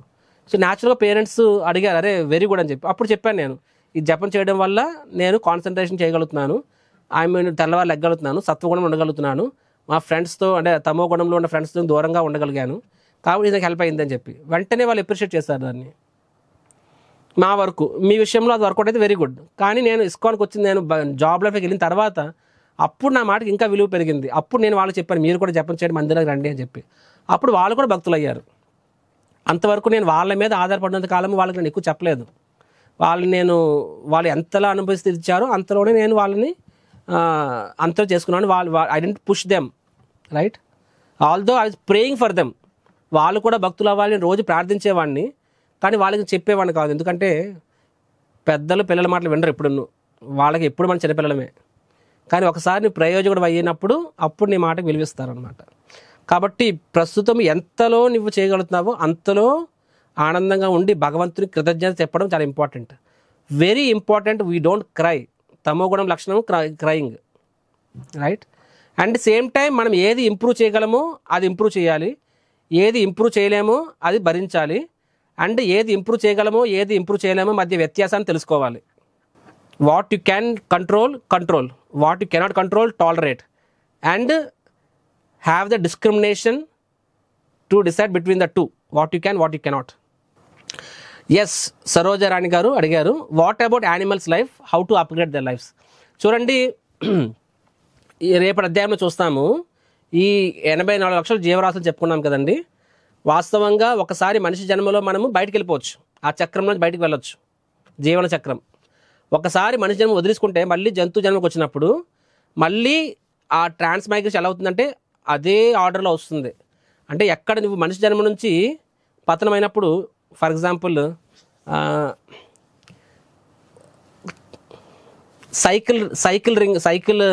సైకిల్ రిమ్ ఉంటుంది కదండి, టైర్ ఉంటుంది కదా, దానికి స్పోక్స్ ఉంటాయి. స్పోక్స్ అంటే ఓసలు ఉంటాయి టైర్కి, సైకిల్కి, అవునా కదా? ఇమాజిన్ 100 ఊసలు ఉన్నాయి అనుకుందాం, మాట వరుసకి 100 ఊసలు ఉన్నాయి అనుకుందాము. ఆ 100 ఊసల్లో ఒకే ఒక ఊస అక్కడ మాత్రమే, ఆ ఊసలో ఒక బాల్ తిరుగుతుంది, ఆ ఒక్క ఊస దగ్గర మాత్రమే ఆ బాల్ బయటికి వెళ్ళిపోగలదు, అక్కడ కన్నం ఉంది.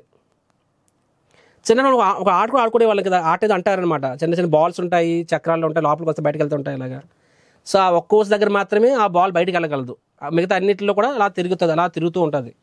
సో ఎప్పుడైతే ఆ మనిషి జన్మ అనే ఆ ఊస దగ్గర బయటికి వెళ్ళగలవు కానీ వెళ్ళలేదు, ఒక రకంగా వ్యవహరించావు నువ్వు, అప్పుడు నీ కాన్షియస్నెస్ ప్రకారంగా నువ్వు మిగతా 99 ఉన్నాయి కదండి, మిగతా 99లో ఏదో ఒక పాయింట్ దగ్గర పడతావు.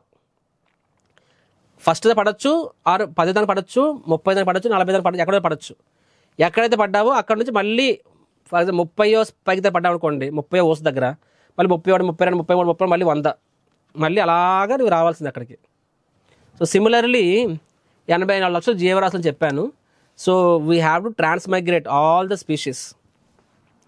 కాబట్టి మనిషి జన్మ అన్నది 84 లక్షల జన్మలలో ఒకసారి వస్తుంది, అంటే వర్స్ట్ కేసులో. ఇఫ్ యు ఆర్ ఫార్చునేట్ ఎక్కడో స్టార్ట్ అవుతుంది, అక్కడ వస్తుంది. బట్ ఎగ్జాక్ట్గా నెంబర్స్ ఇంపార్టెంట్ కాదు.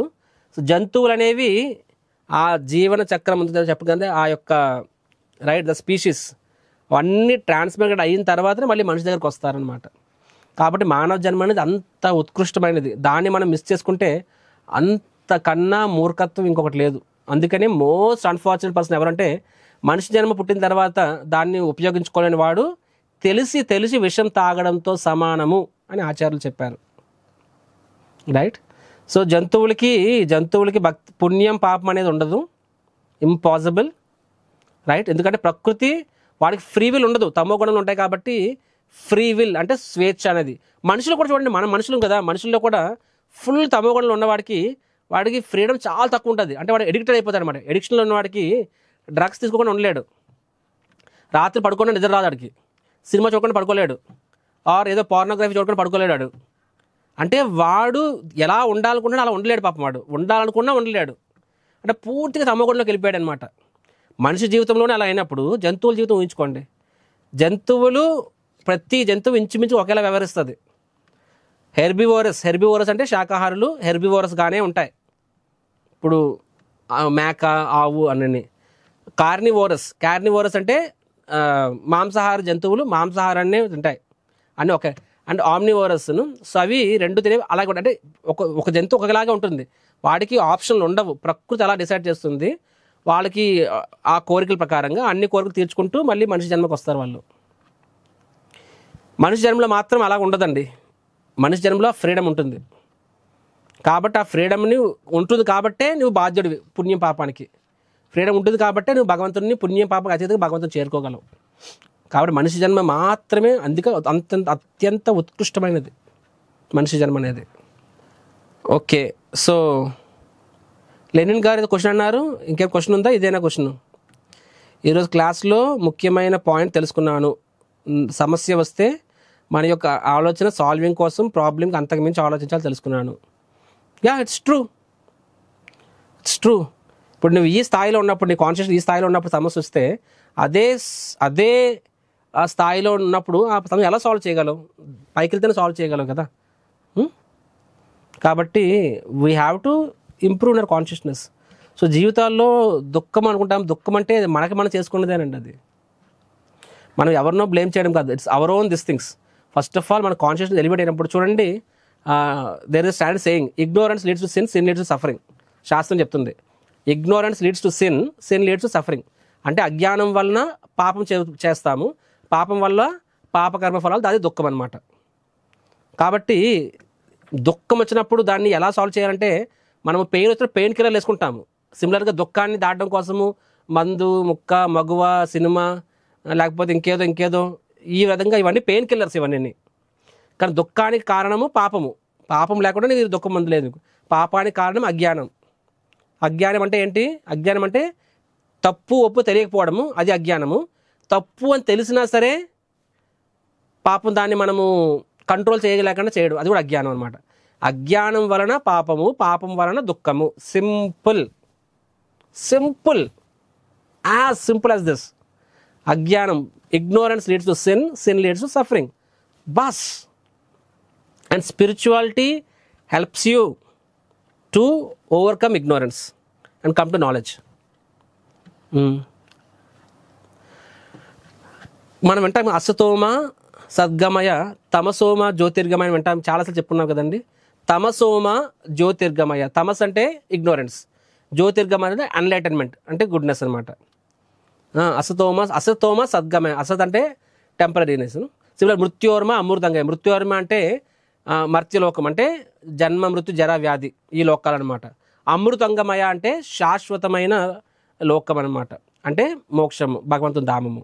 సో మన శాస్త్రాలు ఏవో చెప్తున్నాయి కదా, అసతోమ సద్గమయ, తమసోమ జ్యోతిర్గమయ. సో తమసోమ జ్యోతిర్గమయ అనేది వెరీ ఇంపార్టెంట్. తమసోమ జ్యోతిర్గమయ అయితేనే అసతోమ సద్గమయ అవుతుంది, మృత్యోర్మ అమృతంగమయ అవుతుంది. తమసోమ జ్యోతిర్గమయ అవనంతకాలం ఇవి మిగతా రెండు అవ్వవు. సో తమస్సు నుంచి జ్యోతిర్గమయ అవ్వాలంటే అదే ఈరోజు క్లాసు, ఈరోజు క్లాసే అది. కాబట్టి త్రిగుణాలని ఎలా దాటాలి అని చెప్పి. Ignorance leads to sin, sin leads to suffering. Kranti గారు అడిగారు, మానవుడికి 7 జన్మలు అంటారుగా, ఈ 7 జన్మల మధ్యలోనే సత్వగుణం వలన భగవన్నామం జప వలన మరల జన్మ లేకుండా ఉంటుందా ప్రభుజీ, భగవంతుని చేరుకోవచ్చా? మానవుడికి 7 జన్మలని మీకు ఎవరు చెప్పారో తెలియదండి, శాస్త్రంలో ఎక్కడ లేదు. ఉంటే మీరు నాకు రెఫరెన్స్ ఇవ్వండి, because I have read. Right, మానవుడికి 7 జన్మలు అనేది that is not from scriptural base. Right, and it's not that ఈ జన్మలో నువ్వు మనిషిగా పోతే మళ్ళీ నీకు మనిషి జన్మ వస్తుంది, 7 సార్లు వస్తుంది, 7 ఆప్షన్లు ఉంటాయి అనుకుంటున్నారేమో. వాస్తవం కాదు, నాట్ నెససరీ. అఫ్ కోర్స్ నువ్వు ఈ జన్మలో కొంత భక్తి చేసావు, పూర్ణత్వం సాధించలేదు, అప్పుడు మనిషి జన్మ గ్యారంటీ 6వ అధ్యాయంలో చెప్పారు. మనిషి జన్మ గ్యారంటీ మాత్రమే కాదు, మనిషి జన్మ గ్యారంటీ ప్లస్ ఈ జన్మలో ఎంత భక్తి చేసావో ఆ భక్తి కూడా పర్మనెంట్గా ఉంటుంది. పుణ్యం పాపం అనేవి టెంపరీ. దుఃఖం ద్వారా పాపం పోతుంది, సుఖం ద్వారా పుణ్యం పోతుంది. కానీ ఆధ్యాత్మిక ప్రగతి అనేది మాత్రం అశాశ్వతం, అది దట్ ఇస్ ఎటర్నల్. ఆత్మస్థాయిలో ఏం చేసినా శాశ్వతము, శరీరం స్థాయిలో ఏం చేసినా అశాశ్వతము చర్చించుకున్నాం మనము. సో 7 జన్మలు అనే concept it's not there in scriptures. నేను కూడా చిన్నప్పుడు ఎక్కడో విన్నాను, నేను ఇలాంటి చాలా వాడుకలో ఉంటాయి, ఇదేమి నిజం కాదు. అండ్ మీరు చెప్పినట్టుగా ఈ 7 జన్మలను కాదు, ఉన్న జన్మ గురించి మాట్లాడదాం ప్రస్తుతం. ఈ ఉన్న జన్మలోనే సత్వగుణం వలన ఫస్ట్ ఆఫ్ ఆల్ మనం సత్వగుణం రావాలి. సత్వగుణం అంటే ఇప్పుడు నేను చెప్పినట్టుగా జూదము, మద్యము, పరస్త్రీ సంభోగము, మాంసాహారము, ఈ 4 మానేస్తే చాలా వరకు పాపము జీవితం నాశనం అయిపోతుంది. యాక్చువల్గాన ఒక బిల్డింగ్ నిలబడాలంటే 4 స్తంభాలు అవసరం. సిమిలర్గా పాపపు జీవితం అనే బిల్డింగ్ నిలబడాలంటే ఈ 4 స్తంభాలు అవసరం అనమాట. ఈ 4 స్తంభాలు పోతే ఇంకా పాపపు జీవితం అనేది అక్కడే పోతుంది. పాపపు జీవితం పోయింది, కానీ దాని అర్థం నువ్వు భక్తులకు వచ్చేసావని కాదు. సో అవి చేయకూడదు అవి. ఆ తర్వాత ఫర్దర్గా పాజిటివ్ థింగ్స్, ఎందుకంటే అప్పుడు సత్వగుణంలోకి ఈజీగా వచ్చేస్తావు నువ్వు. ఎందుకంటే ఆ 4 మానేస్తే నువ్వు సత్వగుణంలోకి ఈజీగా వచ్చేస్తావు. ఆ సత్వగుణం అనేది ఈజీగా నీకు సత్వగుణంలో స్పిరిచువల్ లైఫ్, ఇప్పుడు మనం స్పిరిచువల్ లైఫ్ చేస్తున్నాం మనము. అలా అని చెప్పి మనము విశుద్ధ సత్వం అంటే, విశుద్ధ సత్వం అంటే ఈ 4 గుణాలకు అతీతం. విశుద్ధ సత్వంలోకి ఇంకా రాలేదు.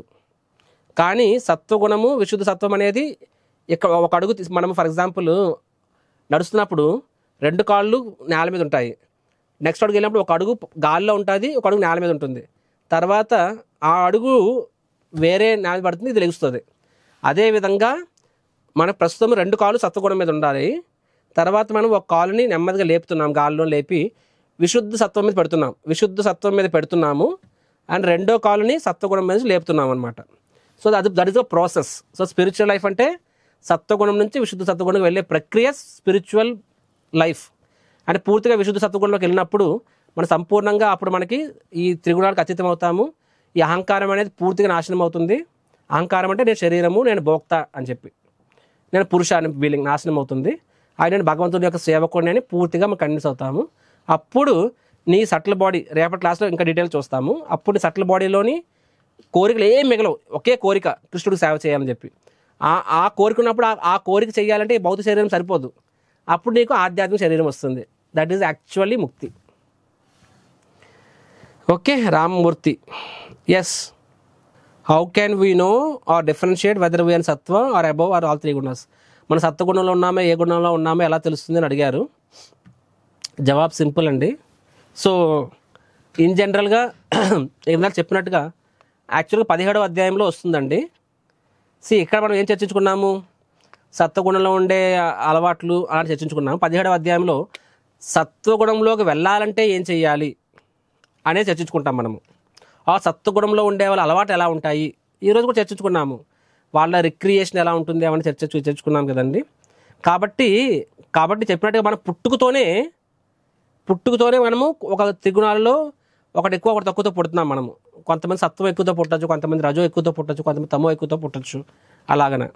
కానీ ఎలా పుట్టినా సరే మన జన్మతః మనము once we understand this knowledge సత్వంలోకి రావడానికి ప్రయత్నించాలి. సత్వంలోకి రావాలి అంటే మన దినచర్య, ఆహారపు అలవాట్లు, పరిశుభ్రత, మన యొక్క రిక్రియేషన్, ఆల్ దిస్ థింగ్స్, ఇవన్నీ కూడా మనకి నువ్వు వాటి బట్టి నువ్వు ఏదో రజోగుణాన్ని ప్రోత్సహిస్తున్నావు, తమో గుణాన్ని ప్రోత్సహిస్తున్నావు, సత్వగుణాన్ని ప్రోత్సహిస్తున్నావు. మన సత్వగుణాన్ని ప్రోత్సహించాలి. ఇందాక చెప్పినట్టుగా సత్వగుణం వాళ్ళు వేగంగా లెగుస్తారు, వేగంగా పడుకుంటారు. సత్వగుణం వాళ్ళు శాకాహారం తీసుకుంటారు. సత్వగుణంలో ఉండేవాళ్ళు అఫ్కోర్స్ పంది కూడా శాకాహారే, తమో గుణం. శాకాహారం తీసుకుంది మన సత్వగుణం కాదు అక్కడ, కాకపోతే అది సత్వగుణం ప్రోత్సహిస్తుంది. ఇప్పుడు సత్వగుణం అనే వాళ్ళు వాళ్ళ రిక్రియేషన్, వాళ్ళ మ్యూజిక్ కానీ వాళ్ళ కైండ్ ఆఫ్ ఎంటర్టైన్మెంట్ కానీ ఒక రకంగా ఉంటుంది. రజో పార్కులకు వెళ్తారు, ఏదైనా నేచర్ బ్యూటీకి వెళ్తారు, అంతేగాని క్యాబరీ డాన్స్లకు వెళ్ళరు వాళ్ళు ఏమని. సో రకరకాల వాటి ప్రకారంగా ఒక సిచ్యువేషన్ వచ్చినప్పుడు దాన్ని ఎలాగా పరిష్కరిస్తున్నావు, రైట్?